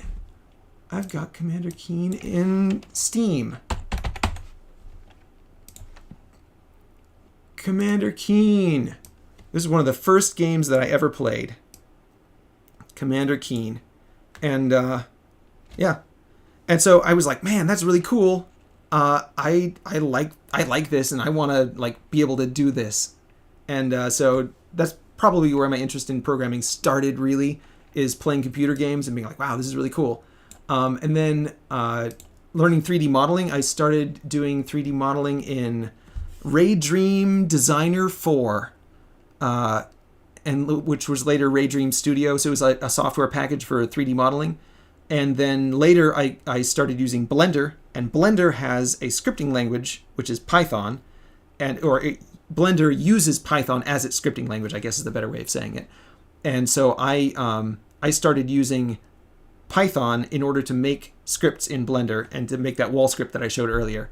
So that's how I got into programming is through computer games, 3D modeling, Blender, Python, and then that I was really into programming at that point, like doing stuff from learning Python. I guess I also AHK auto hotkey is another one. That is another really good piece of software that got me into programming. So I learned AutoHotkey, and it's like it's really good for automating stuff in Windows. And I learned AHK from playing Dwarf Fortress. So it like all comes back together with computer games and scripting and stuff like that, and modding stuff. So I played around with modding Dwarf Fortress a little bit as well. But anyway, yeah, AHK is another good programming language. All right, we're almost done here. I got to get to the end of the questions. Let's see. Interest in software. Yeah. It's hard to get to Turkey. The airplane is too expensive. Oh, I see. Yeah, you couldn't get to the United States because it was too expensive to get a flight. Yeah, I understand. It's hard. You can get a boat. You can get passage on a boat if you're willing to work as a crew member. You can get passage on boats that way. So you could work your way on a vessel, like a commercial vessel, and that's one way that you can get to the United States is without paying too much. It takes a long time, but speak slowly. I know I'm talking too fast. I'm trying to get done, guys. I'm trying to get done. Have you played League of Legends? Yes, I have played League of Legends. My brother was really into League of Legends. I played League of Legends a little bit, but I haven't played it too much. Yeah, again, it didn't feel like it was teaching me something that was valuable, a valuable skill for me to learn. It's all about like learning the meta and learning the twitchy skills of each of the individual heroes and learning the map and being in exactly the correct position and things like that. So I don't think that for me it wasn't a good game because it wasn't teaching me something valuable. But it's fun and I had some fun in playing it. But yeah. League of Legends. All right. I understand taking care of yourself before others, but racism goes against my idea of what God wants for me. I feel like God tells me to love everyone as much as myself, so I try my best to do so. Yeah. You should look out for your own interests. There's a phrase in I forget where it is in the Bible, but it's you should look out for your own interests and also for the interests of others. And the highest ideal is to sacrifice your own interests in order to support the interests of others. So greater love has no one than he who lays down his life for his friends. And Christ Jesus laid down his life for his enemies. So that's an even greater love. But there's a difference between willingly sacrificing yourself for someone who is worse off than you, or in order for the good of someone else, like sacrificing yourself for the good of someone else, is a different thing than evaluating the qualities and particular characteristics of a person or a group of people. And so part of the idea of racism is that racism is bad because it says that some people are better than others. And there's some very faulty ideas there because, for example, if you say black people are better than white people at not getting sunburned, that's just true. Like that's just a fact. If you are looking for someone to like work out in a field in the like hoeing in the ground and like with no shade, there isn't any trees around, and they don't have very good clothing, and you don't have very much to protect you, and you can't like put on sunscreen, you don't have access to any of that, then like, and you're just like asking who's a better farmer, a black person or a white person, if you have to go and like work in the field and you don't have sunscreen or clothing or anything. Black people are better farmers than white people because they don't get sunburned because their black skin protects them from the sun. So it's like there are some groups of people, some races that are better than others at some things. And I think the problem comes when you say there are some races of people that are better than other races of people at everything, or there are some races of people that are morally superior to other races of people in every aspect. Because again, I think that there are moral differences between groups of people too. And anyway, it's a whole discussion, but I think that there are clear cases, like in this case of black skin is better than white skin if you're going to be outside all day, that it's just true that some races of people are better at some things than other races of people. So like racism is just true in that limited respect. And then, yeah, if you go all the way to the other end and say like, oh, well, there are some races of people that are morally more valuable than other races of people in every way, and that God God favors them in every way and that it's okay for them to kill other races of people just because they're a different race, because those other races of people, God hates them and doesn't like them at all. Yeah, I think that that's wrong. And that's the kind of racism that's evil. But the kind of way that people talk about racism now, it's pushed so far in the other direction that you're not even allowed to acknowledge that there are differences between groups of people. And I just think that that's foolish. So yeah, I think that even if you have a middle ground kind of definition of racism, that there's nothing intrinsically morally wrong with thinking that there are differences between groups of people and preferring some groups of people over others. So yeah, I don't think there's anything wrong with that. Okay. Boat is 21 days from Turkey to USA. Yeah. So it's less than a month. You could get here in less than a month.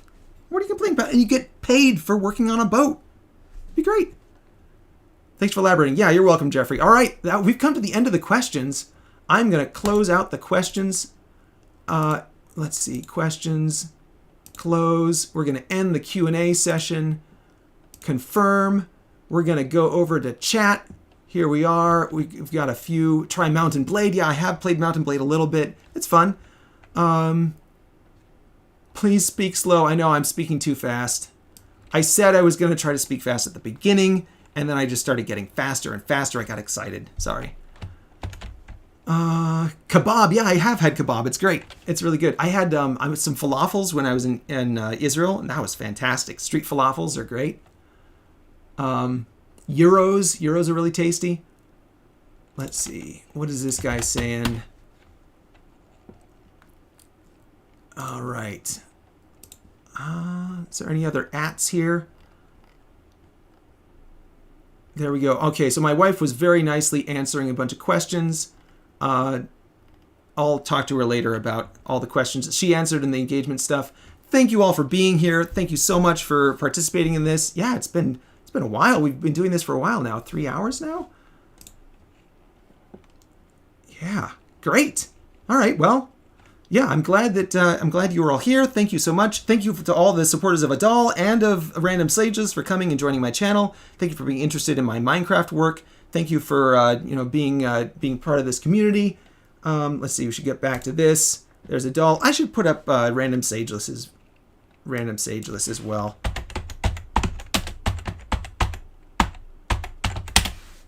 Let's put up his channel so we can see who he is. There we go, Random Sageless. So this is the other guy who made videos about me. So thank you to both of those YouTubers for sending so many subscribers over to my channel. And thank you all for coming and watching this. Thank you for being here. And I really appreciate you all being here. And thank you for the support.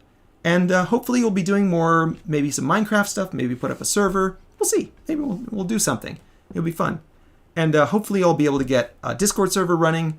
And I'll have to look at CraftRise, maybe go on the server a bit and check it out. So, yeah, thank you all. You have a great Sunday. I guess, is it still Sunday? Yeah, it's probably Sunday evening over there for you guys. It's getting late. Yeah. God bless everybody. And yeah, thank you for being here. Oh, Anna's still there. She didn't take a nap after all. Thank you again to my wife, Anna, for helping to moderate the chat and stuff. And yeah, God bless everyone. Bye.